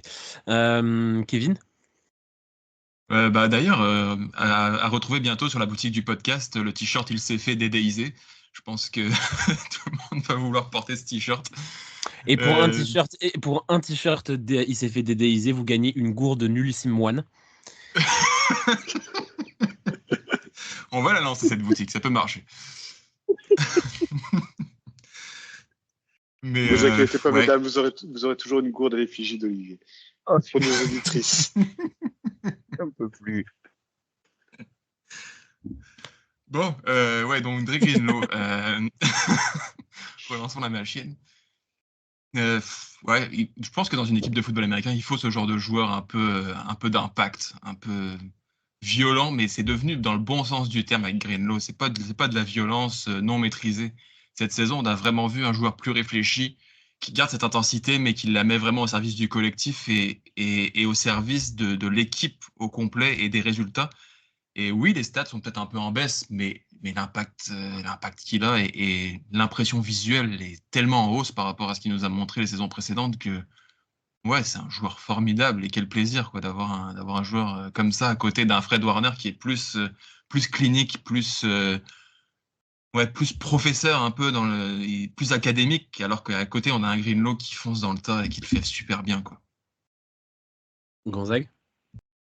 Dre Greenlaw, c'est l'amour des hommes. C'est cette envie de faire des câlins constamment avec cet entrain qu'on lui connaît. Non, mais il est extraordinaire ce joueur. Parce que comme tu dis très justement, c'est la fougue et ce complément en effet qu'il y a avec Fred Warner nous rappelle tellement en effet Navarro Bowman et Patrick Willis, entre la fougue et la technique qui se cumulent entre eux. Dre Greenlow en plus, c'est cet art de s'en prendre aux personnes sur le banc de touche qui l'énerve. C'est tout ce qui fait qu'il a à la fois cette envie, cette folie qu'il a sur le terrain, mais qu'il arrive en plus à transposer, on va dire même sur la sideline avec cette affaire contre les Eagles. Moi, c'est un joueur vraiment qui m'électrise. Je trouve que c'est vraiment le terme qui revient le mieux, je trouve, pour définir ce joueur-là, c'est qu'il est électrisant. Il a vraiment ce truc qui... tu ne peux que l'apprécier. C'est une espèce de fils ou de neveu que tu as, qui fait connerie sur connerie, mais paradoxalement, tu l'aimes et tu l'aimeras toujours, même si tu sais que l'année prochaine, il va en faire des conneries, même si, il faut le reconnaître, et je suis d'accord avec vous, il a gagné en maturité, mais tu sais qu'il sera toujours le même. Il va pas changer. Et au fond de nous, il y a un petit être qui nous dit, ne change pas en fait. Même si tu fais des conneries, tu sais quoi, ne change pas. Parce que ça fait partie de ton identité et on t'aimera comme ça et tu vas performer chez nous comme ça et on t'aime comme tu es. Ne change pas, Dédé, nous t'aimons. Waouh. Le joueur suivant, c'est Oren Burks. Oren Burks, 46 plaquages, 3 plaquages pour perte, 1 sac, un QB hit, un fumble recouvert, une interception, une passe défendue. Moi, Oren Burks, comme remplaçant, moi je l'aime bien. Hein. Il a quand même, quand il était sur le terrain, alors c'est pas le même impact que Dre Greenlow, hein, mais je trouve qu'il a plutôt fait le taf quand il était sur le terrain. Donc voilà, pas grand chose à redire là-dessus. Bon remplaçant, voilà. Oui, oui, tout à fait. Oren, en effet, comme tu dis très justement, par moment, je m'étais, tu vois, quand Dédé s'est blessé lors du Super Bowl, je me suis dit, putain merde, ça fait chier, mais on a Oren Burks. Il y avait ce côté un peu assurance tout risque que je trouvais, en effet, où je me disais, Oren Burks, il fait plus que le taf, comme tu dis très justement, Elliot, et il a été un formidable remplaçant. Moi, j'attendais Winters plutôt à ce poste-là, pour aller chercher le poste de 3e linebacker, parce que j'étais très content de sa draft l'année dernière. On avait parlé suffisamment avec Elliot.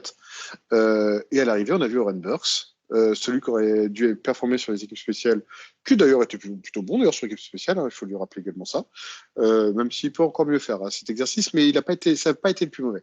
Mais, alors attention, une stat qui m'a troué le cul quand j'ai recommencé à regarder, remplir les stats là pour préparer l'émission. Il a vraiment pas tant fait d'équipe spéciale que ça cette année.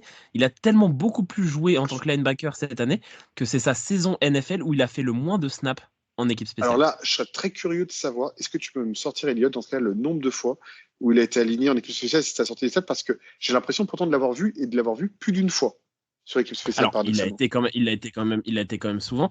Alors, les snaps, il a fait 326 snaps en défensif. Ouais. Et il en a fait 156 en équipe spéciale, soit seulement 42% des snaps d'équipe spéciale. Là où les autres années, il descendait pas sous les 78%. Ah ouais, alors là, en effet, tu m'épates, parce que j'ai vraiment l'impression de l'avoir vu quand même très souvent en équipe spéciale. Mais bon, passons, parce que peut-être que ça va embêter nos auditeurs de parler de spécial team, mais la réalité, c'est que vraiment, il a été très performant en tant que remplaçant, et il a su vraiment minimiser les absences de nos 2 linebackers titulaires lorsque celles-ci ont eu lieu, notamment quand il y a eu la suspension également de Dédé. Donc vraiment, non, très très bon joueur, et je suis très favorable à son maintien effectif. Olivier, Kevin, quelque chose à rajouter? Ouais, c'est bon. Je vous entends, ouais. Je préférais dans le rôle, je préférais Aziz Al-Shahir, il n'y a pas photo, quoi. Donc, c'est pas le même salaire. Hein. Oui, mais on n'a pas les moyens. Non, mais voilà, je vais dire troisième linebacker, oui, mais lui, je le trouve trop près. Tu vois, tout, je sais. Voilà, il n'y a rien qui dépasse. Et, tout le monde ne peut pas couper des têtes. Oui, mais je veux dire, il y a une différence de couper des têtes, mais je veux dire, il n'est pas. Voilà. Après, j'attends beaucoup mieux l'année prochaine du petit Dee Winters. Ouais, avant de parler de Dee Winters, même si je pense qu'on va pas non plus épiloguer sur lui, je voudrais transmettre mes excuses les plus sincères. Parce que j'ai été médisant, vraiment, à de très nombreuses reprises dans cette émission envers Demetrius Flanagan-Falls, qui termine la saison avec 19 plaquages, 4 plaquages pour perte et une passe défendue. Et quand il a joué, je l'ai trouvé très bon. Je l'ai trouvé très bon contre les Rams lors du dernier match de saison, et je l'ai trouvé très bon quand il est rentré lors du Super Bowl. Donc voilà, moi maintenant, je vais le dire, il est en fin de contrat, je suis positif pour un retour dans le même rôle, et je présente mes excuses à Demetrius Flanagan-Falls. C'est drôle, parce que toi, Vas-y, Kevin. Non, bah bravo, c'est bien de le reconnaître. Et oui, au final, c'est le genre de joueur sur qui on a pris notre temps. Il y a pas mal de joueurs comme ça où on les laisse progresser sur 2, 3, 4 ans et puis on finit par avoir la récompense à notre patience. Et Flanagan Fall, c'est exactement ça. C'est un joueur qui progresse d'année en année et Dieu sait où il va s'arrêter. Donc on verra l'année prochaine s'il revient, s'il nous fait le plaisir de revenir. Je dois vraiment être la mauvaise langue de ce groupe parce que oui, il a été bon. Oui, clairement. Mais paradoxalement, je n'arrive pas à oublier le nul qu'il a été les années précédentes. Et donc, par conséquent, je devrais lui laisser sa chance. Hein. Et si j'étais quelqu'un de bien, je lui laisserais sa chance. Mais je sais pas, je dois pas avoir une aussi bonne nature que chez vous. Je n'arrive pas à oublier. Et donc, du coup, j'ai envie plutôt de le laisser partir. Je le pense remplaçable, malheureusement pour lui. Est-ce que cette indication du joueur nul qui est devenu fort laisse de l'espoir pour Ambry Thomas? On en parlera après. Dee Winters, Jalen Graham, Curtis Robinson ont également eu un petit peu de temps de jeu. Dee Winters, on va pas épiloguer là-dessus, on en attendait peut-être un peu mieux. Après, ça reste un rookie, donc il y a encore des choses à voir les années prochaines. Le poste de cornerback, le premier, on en a beaucoup parlé. En même temps, il méritait qu'on en parle beaucoup. Monsieur Charvarius Ward, 931 snaps. Je devais même pas dire le snap, on s'en fout. Bref, 72 plaquages, 2 plaquages pour perte, un fumble forcé, 5 interceptions, 1 touchdown également, et 23 passes défendues. Petite indication, 23 passes défendues. Personne en NFL n'a fait mieux cette saison, voilà. Et c'est pour ça qu'il est All-Pro. On en a beaucoup parlé dans les émissions précédentes. Quelle saison de ouf. Quelle saison de ouf. Est-ce que quelqu'un veut rajouter quelque chose ou on renvoie les gens quand même aux émissions précédentes, encore une fois? Non, bah, on a un des top cornerbacks de la ligue, tout simplement. On attendait ça avec sa signature. C'était déjà très bon l'année dernière. Cette année, bah, voilà, il s'installe dans les tout meilleurs. Et on en a forcément besoin parce que notre front seven est tellement chargé de stars qu'on avait besoin de cette présence-là en secondary. Et on l'a trouvé avec un Charvarius Ward ultra performant et surtout très régulier, chose qu'on n'avait pas l'année dernière. Là, il l'a vraiment performé sur l'ensemble de la saison et c'est génial. Clairement, ouais, un titan. Pour moi, c'était un titan cette année. Aucune référence à l'autre franchise NFL, hein, bien entendu. Non, je parle vraiment du joueur en lui-même. Comme tu le dis, moi, ce qui m'a vraiment frappé et là où il est monté en puissance, c'est en effet cette régularité qu'il nous a montré tout au long de la saison. Et lui, ça va être vraiment un gigantesque casse-tête. La question de sa prolongation je crois que c'est de mémoire l'année prochaine qu'il est en fin de contrat. 2025 si je dis pas de bêtises, et alors là on a après d'ici 2 ans, d'ici 2 ans le salary cap il sera à 4 milliards d'euros. Non mais d'accord, on aura perdu à ce moment-là dans les pattes, mais ce que je veux dire par là c'est que ça va être un véritable casse-tête parce qu'il nous montre des choses, mais il est fabuleux. Moi personnellement je suis archi fan, comme je le disais, joueur défensif de l'année pour moi, sans hésitation.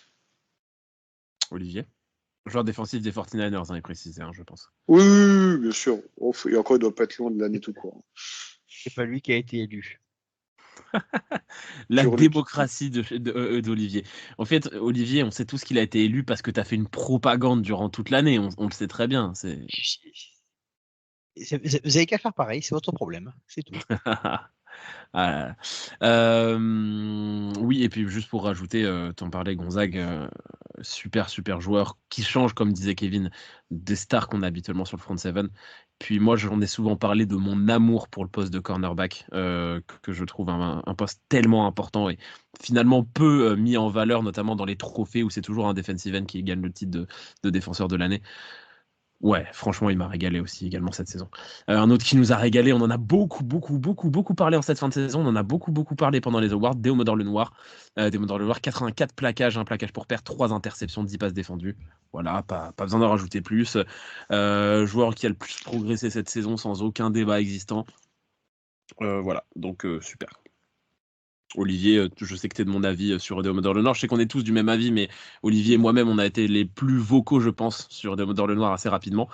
Ça fait plaisir de voir que ce qu'on avait entreaperçu sur des petits instants se confirme peu à peu, quoi. Oui, totalement. Ce que tu dis, ce qui est très juste, c'est la notion de progression.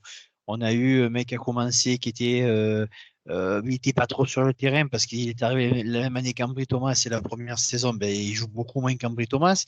Puis l'année dernière, il joue beaucoup plus. On se rend compte quand même que c'est un chien des quais. Il est capable de quelques jolis coups. Après, on s'est un peu inquiété quand on arrive en playoff parce que on s'est dit, oh, il est jeune, on va voir. Et finalement, s'il s'en sort pas si mal que ça. Et cette année, c'est l'année de son avènement. Il est physiquement, il est au point.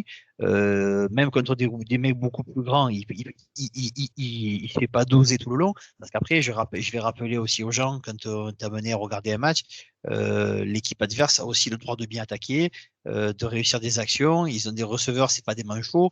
Donc voilà, on peut pas partir du principe qu'il y aura que des. Surtout dans la NFL d'aujourd'hui, qui est devenue Voilà. une NFL de receveurs. Totalement. Et donc ça, il le fait très bien. Et il a ajouté cette dimension physique qui nous régale. Et tu le dis régulièrement, Elliot. Le petit, s'il avait le physique de Dédé, ça c'est n'importe quoi. Je veux dire, il est tout petit, il est pas costaud, mais il leur rentre dedans. Et il a compris comment il allait marquer les adversaires. Et c'est devenu depuis le tampon contre les mecs c'est sur Swift. Si je dis pas de bêtises, c'est Swift qui se fait tamponner, il a fait une dédéisation par. Il se fait dégommer genre une ou deux actions après l'expulsion de Dédé en plus. C'est un truc, mais voilà, je pense que c'est véritablement là où il est rentré dans le cœur des supporters de San Francisco, parce qu'il faut pas se leurrer. C'est ok, c'est joli l'attaque, c'est sympa et tout, mais on aime bien quand ça rentre dedans comme ça, quoi. C'est ce côté-là qui fait que ce sport il est magique. Ça fait partie des choses qui font lever la foule, et quand on est fan de football américain et pas juste de highlights, ça nous plaît. Et c'est pour ça que le petit il a fait sa place, et maintenant quoi qu'il arrive l'année prochaine, il part avec l'étiquette de titulaire, que ça soit dans le slot ou sur le côté, on ne sait pas encore, mais il part avec l'étiquette de titulaire. Kevin? Ouais, on a l'impression de revoir un petit Dre Greenlaw en fait, avec Deomodore Lenoir dans l'intensité et tout, à tel point qu'Olivier est sur le point de créer l'expression la DD Connection, je pense. Mais, Je sais pas, il faut que ça me vienne, je réfléchis pas avant. elle va venir la DD Connection, attendez-vous la saison prochaine, elle sera de sortie. Mais non, c'est super d'avoir un gars comme ça. On l'a dit, je pense que c'est un de ceux qui a le plus profité de l'arrivée de Steve Wilkes avec Charvarius Ward. C'est quelqu'un qui a énormément progressé. Il n'a pas le physique pour jouer sur les extérieurs, mais il a le cerveau visiblement. Il joue avec sa tête, mais il joue aussi avec son intensité physique. Donc c'est génial d'avoir ces deux dimensions-là avec lui.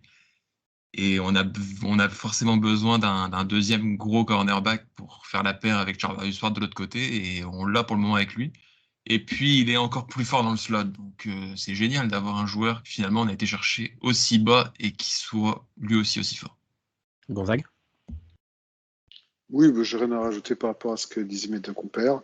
J'ai toujours été fan du joueur. Je l'ai toujours suivi, puisque comme tu disais justement, Elliot, moi j'étais ravi de sa draft, surtout à ce niveau-là. Il est clairement encore monté en puissance. J'ai pas grand-chose en fait à rajouter à ce que disaient mes deux compères. Je trouve que the future is bright avec lui. Il y a vraiment. Je pense que le poste de nickel a été comblé là pour un bon bout de temps. J'espère que c'est ici qu'on l'utilisera, même s'il a été très très bon sur les extérieurs. Je pense que vraiment c'est son poste de prédilection, c'est au poste de nickel, et c'est ici que je l'attends, et que vraiment. Je suis très serein à la position pour les années à venir grâce à lui. Maintenant, faites place, parce que Olivier va rentrer en scène. On va parler d'Ambry Thomas. Ambry Thomas, 43 plaquages, un fumble forcé, un fumble recouvert, une interception. Olivier, qu'est-ce que tu as pensé de la saison d'Ambry Thomas? Comme d'habitude, il sert à rien, il est nul. Il est nul. Dans ses meilleurs moments, il est nul. Et dans ses moments les pires, il est nul, et il fait des flags qui nous coûtent 45 yards. Voilà, je vais dire, on peut faire un best-of. Il y a une trentaine d'années, vous n'étiez pas nés pour la plupart. Il y a une chanson Dire Straits, c'était la musique, c'était The Walk of Life. Et ils avaient fait, c'était une espèce de best-of d'actions ratées en sport. On pourrait remettre la musique, et qu'avec les actions d'Ambry Thomas. Ça marcherait également avec la musique de Mr Bean, je pense. Ouais, Mr Bean ou Benny Hill, voilà, j'ai même plus de mots pour définir à quel point je déteste ce joueur, mais de A à Z, il n'y a rien, mais rien. Je veux dire, j'ai l'action contre les Seahawks où il a levé la main après que le ballon soit passé. J'avais envie de me flinguer. Les actions où il est capable il va faire une action dans le match, enfin, il va faire une action dans l'année, il va faire le barbeau, il va sauter de partout, il va trafiquer l'adversaire. Mais putain, regarde les matchs que tu fais, regarde, tu sers à rien et tu es encore en train de parler. Mais je veux dire, c'est un ensemble, c'est le total package de la nullité. C'est le bof absolu du football américain. Je le supporte. Waouh. Waouh. Alors, il faut pas oublier qu'il est quand même passé pas loin de faire l'action défensive de l'année avec son fumble et que ça lui a été enlevé parce qu'il y a des gros débiles qui sont rentrés sur le terrain. Oui, ça c'est la seule chose que c'est pas sa faute. Là, voilà, franchement. Là, et d'ailleurs, quand on avait fait l'émission, j'avais même mis en flop les mecs qui l'avaient empêché de marquer. Il aurait pu enfin faire quelque chose de positif pour l'équipe.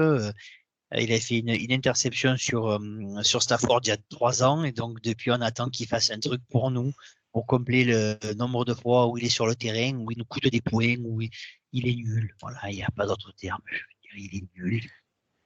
Et on sait très bien quel est le poste qu'il doit renforcer, c'est lui, parce que en plus il reste encore au moins 1 an de contrat.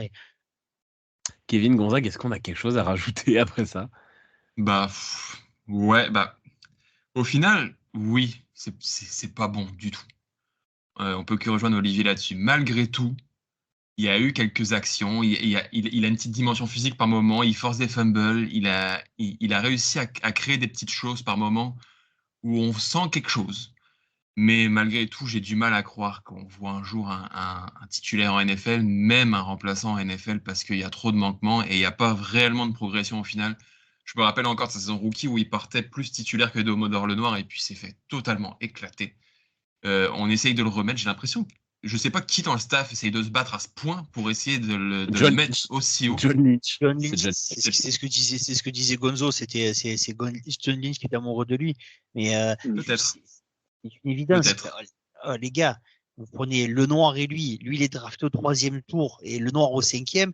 Et 3 ans après, il est devenu un joueur de NFL, référencé NFL. Et l'autre, c'est Ambry Thomas, quoi. Je vais dire, putain, c'est pas possible.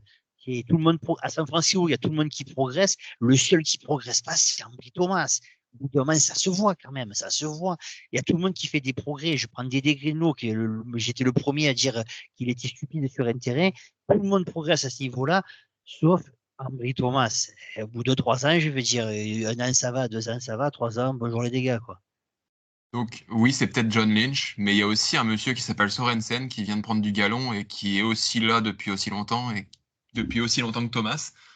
Donc attendons de voir si Ambry Thomas ne va pas être encore remis dans la peau d'un titulaire par monsieur Sorensen.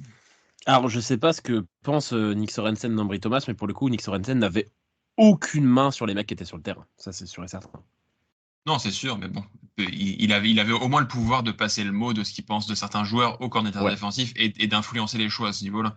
Là, cette fois, c'est lui qui a le pouvoir. Donc, on verra qu'est-ce qui adviendra d'Ambry Thomas. J'espère qu'il sera plus inspiré et puis qu'on finira par s'en débarrasser parce qu'honnêtement, oui, il y a des choses intéressantes par flash, mais je ne peux pas m'empêcher de repenser à cette action où il lève les bras 10 secondes après que le ballon soit passé. Au bout d'un moment. Passons à un autre dossier. Attends, je vais entendre Gonzague sur ce dossier quand même. Ah oui. Alors, je vais demander à nos auditeurs de prendre un temps, de fermer les yeux, de souffler et de repenser à une époque peut-être pas si lointaine, à l'époque où nous étions tous de petits écoliers en culotte courte. Et le truc, c'est que cette époque-là n'est pas la même pour tout le monde. Oui, mais moi j'avais une petite veste avec le logo de mon école. C'était parfait. Je plaisante, bien sûr. Gonzague a fait ses classes à Saint-Stanislas, il me semble. Et puis Olivier, il avait pas la télé. Donc, un truc du genre. Non.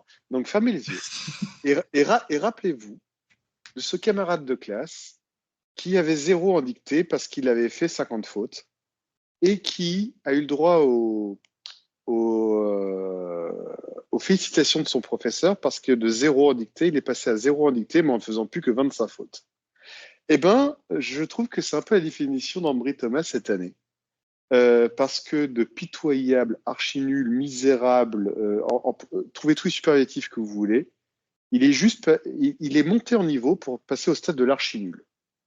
C'est-à-dire qu'il a été évidemment notre point faible en défense. Hein. Je pense qu'on va être tous d'accord là-dessus. Mais moi, pour ma part, j'ai constaté quand même des progrès chez le personnage, à tel point même que, rappelez-vous qu'en milieu de saison, à un moment, sur une ou deux émissions, je crois, avec Olivier, on s'est un peu pris le bec parce que pour lui, c'était systématiquement Brie Thomas le fautif.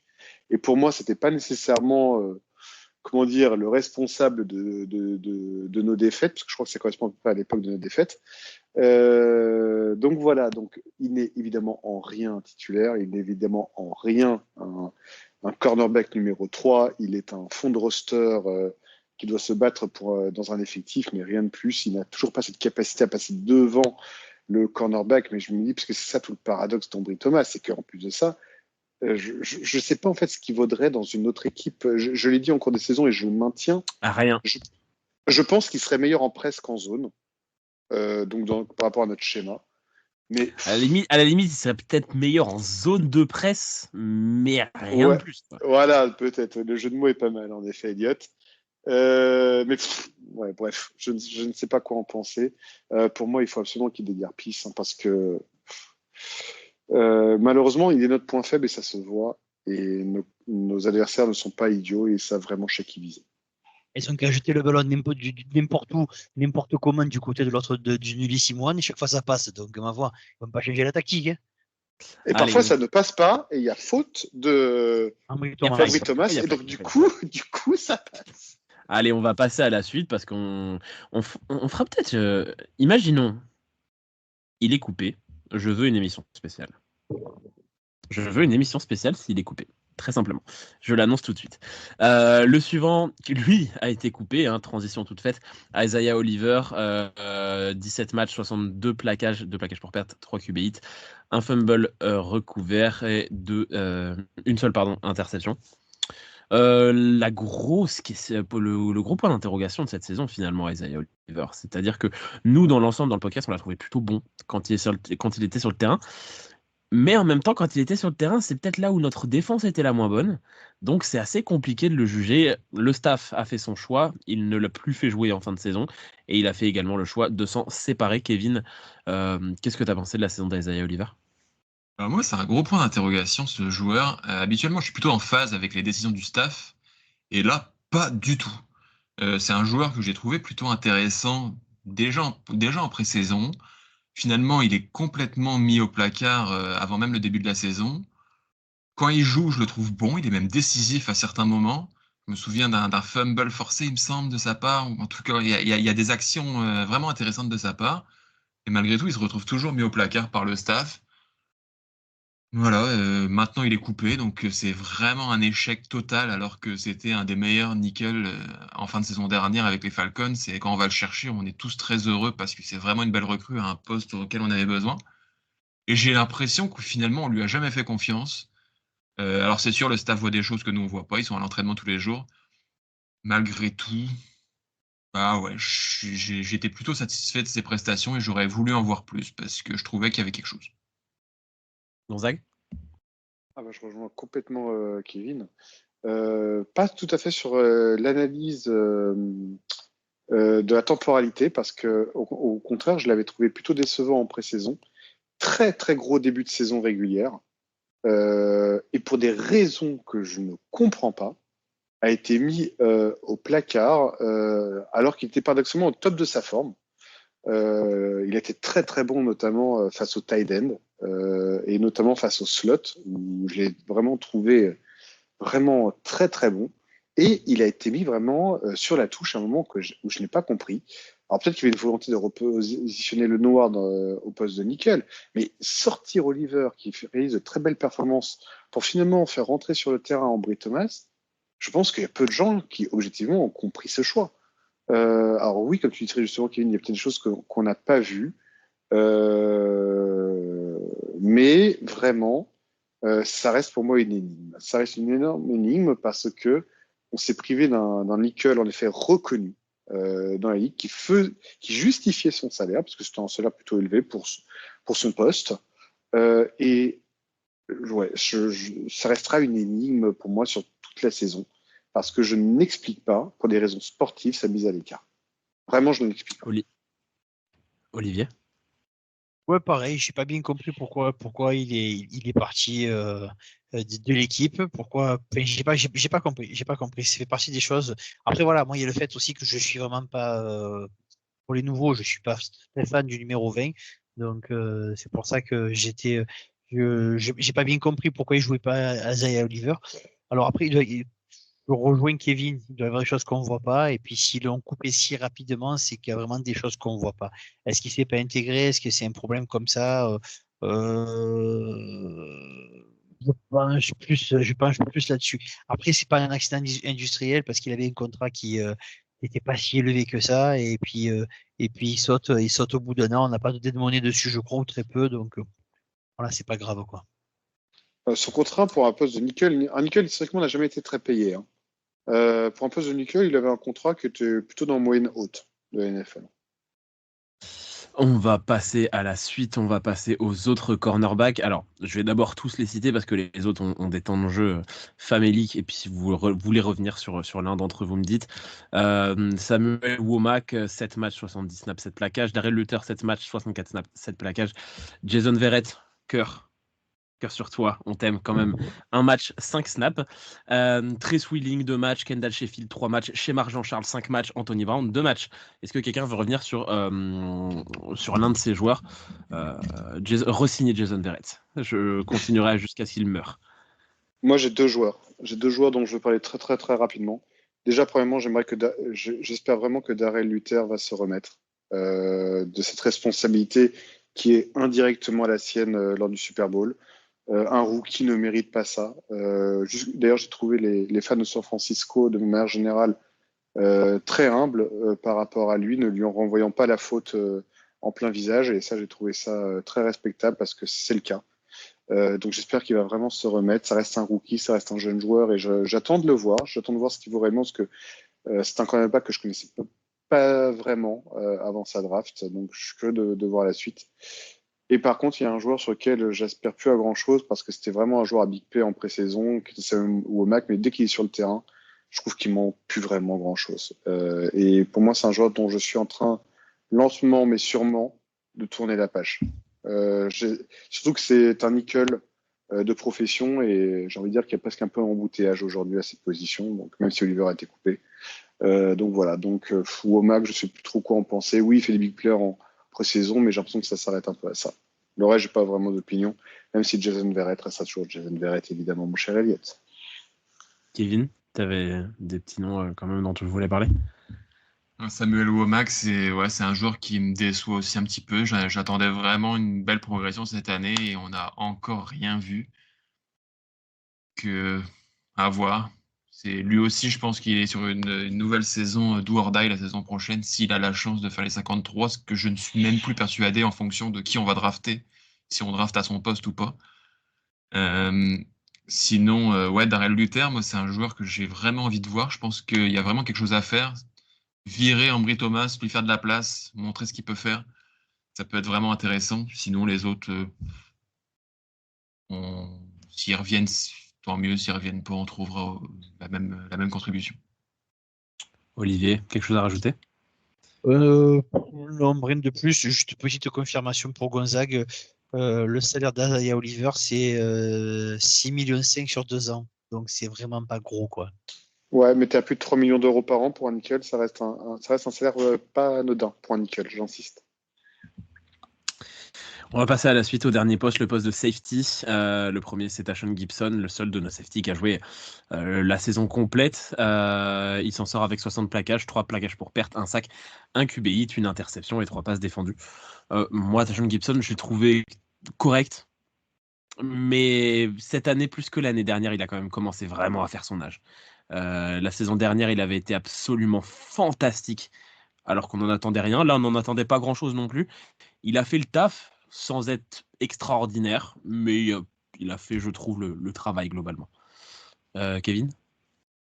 Moi, je ne l'ai pas trouvé si en dessous que ça de l'année dernière. Au final, quand on regarde combien il est payé et sa production, c'est encore absolument génial d'avoir un joueur comme ça d'expérience en plus, surtout quand on voit la jeunesse de nos corps de safety, où on a vraiment des très jeunes joueurs qui sont encore à développer, et on a un Tashaun Gibson ultra expérimenté Et puis qui lui s'offre aussi ce plaisir-là de découvrir le Super Bowl à un âge très avancé, alors qu'il y a 2 ans, il pensait avoir complètement tourné la page du foot. Et il se retrouve au Super Bowl, donc je suis aussi content pour lui, mais sa production, je l'ai trouvée encore intéressante, et c'est un joueur que j'aimerais vraiment garder parce que, comme je l'ai dit, je pense qu'on a besoin d'expérience sur ce poste de safety. Et je pense que dans un rôle de mentor, en remplaçant en joueur qui va rentrer pour mettre un peu d'impact, ça peut être vraiment intéressant. Olivier? Tashan Gibson, c'est un joueur qui arrive en fin de course, mais il est suffisamment intelligent pour que ça se voit pas trop. Et comme il est bien entouré à San Francisco, ça lui permet de durer. Alors, est-ce que l'année prochaine, on peut le garder? Je ne sais pas. Je ne sais pas si lui-même va vouloir continuer. Je pense que s'il veut continuer, on va pouvoir le garder. Il va pouvoir bien mentoriser les deux, aussi bien notre blessé que notre rookie de cette année. Et oui, c'est devenir un genre de complément. Mais oui, c'est sur la saison, il n'y a pas une chute drastique. Est-ce que l'année prochaine, ça sera le cas, ça sera l'année de trop? Je ne sais pas du tout. Et c'est un peu l'inquiétude que j'ai à ce niveau-là. De toute façon, ouais, je pense que la vraie question pour le garder, c'est de savoir s'il a envie de continuer ou pas, parce que niveau salaire, il va coûter 3 francs 6 sous et un Mars, quoi. Donc oui, moi je suis d'accord avec vous pour le garder en backup. Gonzague? Moi, je suis plutôt de l'avis d'Eliott sur ce joueur parce que, en effet, si tu prends juste salaire versus performance, oui, le rapport qualité-prix il est dingue. Ça, c'est clair. Par contre, ouais, moi, j'ai trouvé par contre une légère régression. En termes de couverture, je l'ai trouvé moins efficace que l'année dernière et j'ai trouvé que le poids de l'âge commençait clairement à se faire sentir, à tel point qu'à un moment donné, je me suis dit, est-ce qu'il n'y a pas peut-être la saison de trop par rapport à lui? Donc moi, même s'il coûte rien, j'aurais tendance à me dire, j'ai pas envie de me risquer à une saison de trop de manière certaine, et c'est peut-être le moment en effet de peut-être penser à aller chercher soit un rookie, soit un joueur équivalent sur un poste de free. Alors c'est vrai que pour moi c'est un joueur qui se moulait complètement dans le système parce que c'est un pur free safety et dans un système qui est le nôtre où le free et le strong, comme je disais dans une émission précédente, sont très très différenciés chez nous. Mais voilà, je trouvais que il était temps que la saison se termine pour lui.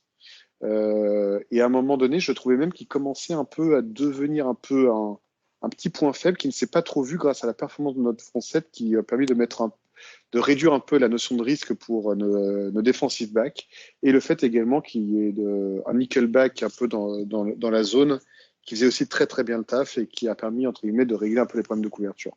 Donc ouais, Gibson, je crains que si on le prolonge même d'une saison, que là pour le coup ça se fasse clairement sentir, c'est-à-dire le un peu devienne clairement. Et donc, ouais, moi j'aurais tendance à passer à autre chose, même si j'ai trouvé que l'histoire était belle de vouloir finalement poursuivre sa carrière NFL et d'aller chercher un Super Bowl, chose qui lui a manqué. C'est vraiment dommage parce que de ce point de vue-là, l'histoire est belle.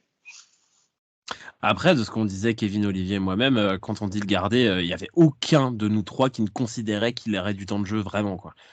On connaît nos safety titulaires pour les prochaines, c'est vraiment pour avoir de l'expérience derrière. Après, si le mec veut pas continuer et qu'il veut rentrer dans le staff en tant que coach assistant général safety sortie de carrière, ouais, why not, hein, en vrai, franchement.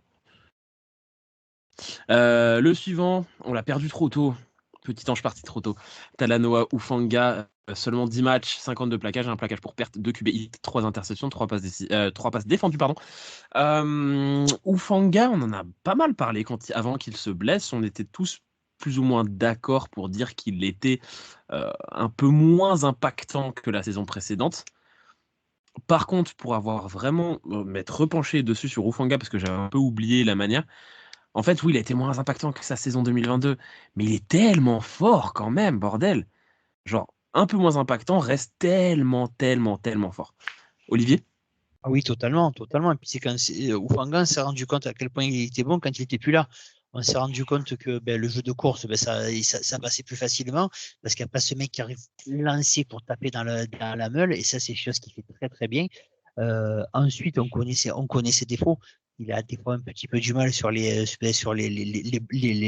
aérien parce il a un placement un peu léger déjà, mais sinon pour le reste c'est un super joueur. C'est un super joueur qui matche totalement avec San Francisco, ce côté intense qui fait que toutes les actions qu'il joue, il les joue à 200%. Donc oui, moi je me languis qu'il revienne et l'année prochaine lui le petit Jair Brown, ça va être vachement sympa à voir. Kevin. Ouais, bah, c'est sûr qu'il était en baisse par rapport à ce qu'on avait vu de lui l'année dernière. Donc, au final, peut-être que pour sa réputation à lui, cette blessure arrive au bon moment parce que on a arrêté de parler de lui parce qu'il était juste plus là. Après, peut-être qu'il aurait complètement changé la dimension de sa saison, un peu comme a pu le faire Nick Bossa, par exemple, et on aurait retrouvé un grand Hufanga et ça nous aurait fait beaucoup de bien. Euh, Malgré tout, ouais, on va voir dans quel état il revient. Parce que la blessure est pas anodine non plus, mais oui, c'est un super safety. Et puis encore une fois, on se répète, on le dit sur beaucoup de joueurs, mais quel luxe de pouvoir récupérer des joueurs de ce talent-là aussi bas dans la draft, quoi. Gonzague. Bah, c'est vrai que si je reprends au niveau performance pure, je vous rejoins sur le côté. J'étais un poil déçu. J'étais un poil déçu aussi en même temps parce qu'il nous a tellement montré l'année dernière, hein, on l'appelait quasiment le Troy Polamalu de chez nous. Donc, vraiment, je suis très embêté par rapport à ce joueur parce que je reste. Mes attentes envers lui l'année prochaine seront toujours aussi fortes que celles de la saison précédente et il a intérêt, alors qu'il revient de blessure, à vraiment montrer sa valeur. Il était descendu à la draft parce qu'il avait un historique de blessure à l'université. Il avait été préservé jusque-là. Il y a cette grosse blessure qui est arrivée au cours d'un match d'ailleurs où il a été mauvais, d'ailleurs, soit en passant. Et mes attentes envers lui seront vraiment très très fortes parce que j'attends de lui. Il arrive à un niveau de sa carrière où il doit endosser cette maturité et ce rôle de leader. Et je vais être très attentif à ça pour lui la saison prochaine. Il doit vraiment monter d'un cran et retrouver le niveau qui était le sien la saison d'avant. Donc voilà, je suis exigeant vis-à-vis de lui et je pense que je ne serai pas le seul. Donc à lui vraiment de montrer que cette année a plutôt été un accident, cette légère régression et qu'il est capable de nous montrer, beaucoup mieux. Son remplaçant, du coup, ça a été le rookie Jair Brown, 35 plaquages, 2 interceptions, 4 passes défendues. On en a beaucoup parlé pendant les awards, puisqu'il a été élu rookie de l'année par les fans du Faceful Podcast. Voilà, des bonnes choses, des erreurs de rookie, mais du potentiel certain. Kevin. Bah ouais, c'est pour moi le rookie de l'année, tout simplement, de notre côté. Il y avait beaucoup de monde qui disait qu'il n'était pas nécessairement NFL ready, qu'il allait falloir du temps pour qu'il puisse performer. Et au final, on en a eu besoin beaucoup plus tôt que prévu. Et il a répondu aux attentes tout de suite. On a trouvé déjà un titulaire en lui. La seule inquiétude pour l'avenir, c'est oui, on a ce joueur d'impact avec Hufanga. Est-ce qu'on a ce joueur qui est plus sur la couverture aérienne en Jair Brown? C'est mon incertitude du moment. Est-ce qu'il va pouvoir assumer ce rôle-là à temps plein? Mais bon, sa saison rookie est, pour ainsi dire, quasi parfaite. Et si en plus il y a une marge de progression, ben, on tient encore un titulaire super solide pour les années à venir. Gonzague. On parlait de qui déjà? Jair Brown, ça y est, Gonzague est fatigué. Ah, je suis fatigué. Pardon. Jair Brown, oui, non, mais, je vais redire un peu ce que j'ai dit, c'est-à-dire que pour un rookie, en effet, c'est très très bon. Parce qu'il a été mis dans le bain très très vite. Alors oui, il y a eu des erreurs de rookie, il y a eu des baisses de régime par moment, mais je veux dire, rien qui ne se travaille pas. J'ai beaucoup aimé, et ça je l'ai déjà dit dans une émission précédente, sa maturité. Pour son jeune âge, pour son jeune âge, et il était capitaine à Penn State et c'est vu, vraiment joueur très mature, intelligent, joueur d'équipe, hein, ça se voit. Comme je l'ai dit, voilà, mon seul sujet que j'ai avec lui, c'est que j'ai du mal à vraiment définir son rôle. Est-ce qu'il est meilleur en free, est-ce qu'il est meilleur en strong? J'attends de voir ce qu'il va nous montrer la saison prochaine. Il sera aligné en free, de par le profil d'Hufanga qui n'est pas négociable, qui est un pur strong. Donc voilà. Mais je pense quand même que se renforcer à la draft en milieu de tableau via un pur free safety, je pense peut être la bonne solution pour trouver le bonne équipe dans le roster de safety à venir au sein de notre effectif. En tout cas, moi, je vois les choses un peu comme ça.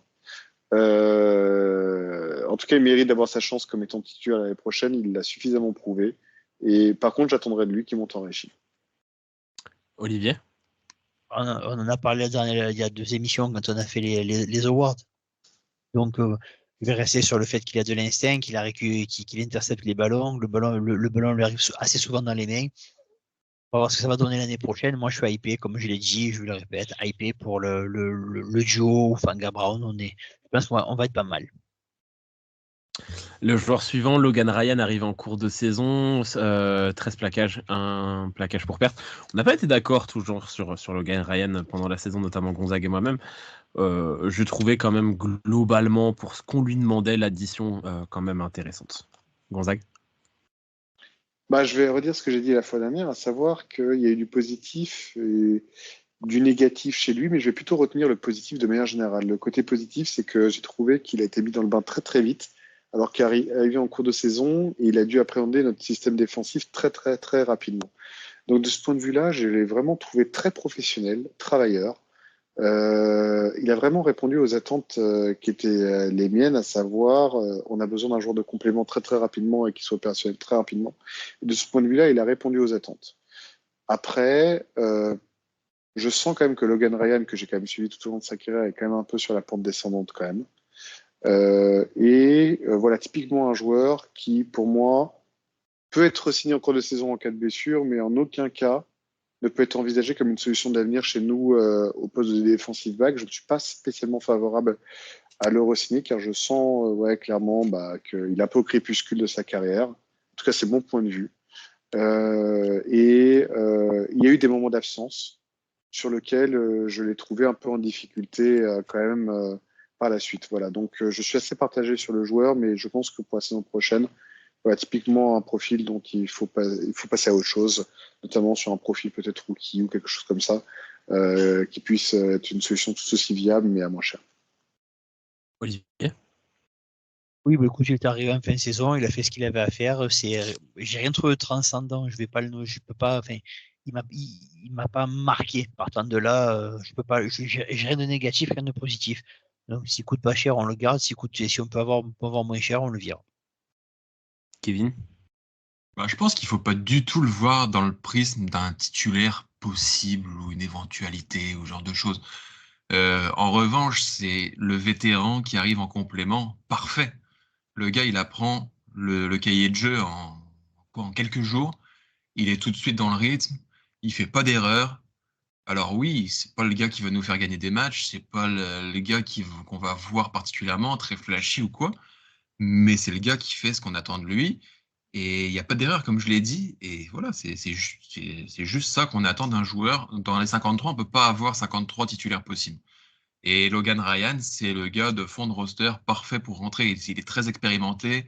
Il ne fait pas d'erreur. Il apprend les cahiers de jeu rapidement. Voilà, c'est cool, quoi. C'est ça qu'on veut. Pour terminer la liste des joueurs, 3 safeties qui ont eu un petit peu de temps de jeu assez oubliable. George Odum, surtout de l'équipe spéciale.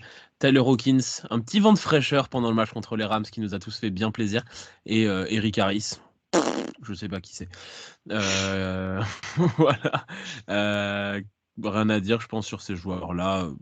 C'était sympa. Tyler Hawkins, s'il peut continuer à être dans les 75 pour la pré-saison, pourquoi pas. Et puis on voit, il a l'air d'être con. Ça fait des idées de quiz et il a l'air content d'être là. Donc voilà. Oui. On va passer à la note de la défense cette saison. Olivier. Et plus. Gonzague. C'est beaucoup moins évident que l'attaque. Par rapport aux attentes. Gonzague, on t'a demandé une note. Gonzague. Non, par rapport aux attentes, je dirais B. Kevin. J'ai du mal à pencher vers l'un ou l'autre, mais je vais aller sur B aussi. Et j'ai été sur B également. Voilà. Beaucoup d'attentes, un peu moins de résultats. Est-ce que vous avez quelque chose à rajouter sur la défense ? je pense qu'on a été quand même globalement extrêmement complet. On a cité quand même des tas de noms qu'on aura tous oubliés d'ici une heure.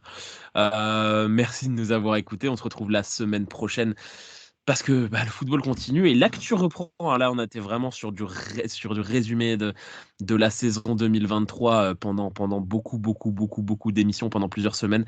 L'actu reprend puisque la période des agents libres arrive et on va évidemment en parler. Quel joueur garder, quel joueur ne pas garder en priorité, quel poste on doit viser, quel joueur on aimerait bien voir chez nous en étant raisonnable évidemment parce qu'on n'est pas l'équipe où il y a le plus de thunes disponibles. On en parle la semaine prochaine. Merci de nous avoir écoutés et puis Go Niners comme d'habitude. Salut. Juste petit aparté pour nos auditeurs, pour l'émission de Free Agency, on vous encourage par contre, si c'est possible pour vous, à l'écouter plutôt rapidement parce que l'actualité de la Free Agency va aller très très vite sur les premiers jours. Et donc, si vous voulez souhaiter pleinement profiter de l'émission à venir sur la Free Agency, je vous encourage à l'écouter plutôt rapidement parce que ça va évoluer très rapidement. Voilà. Après les gens qui sont encore là pour t'écouter dire cette phrase, c'est les fidèles des fidèles.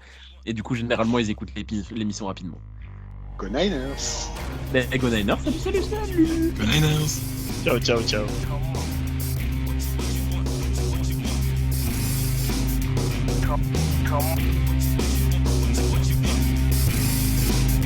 Come on.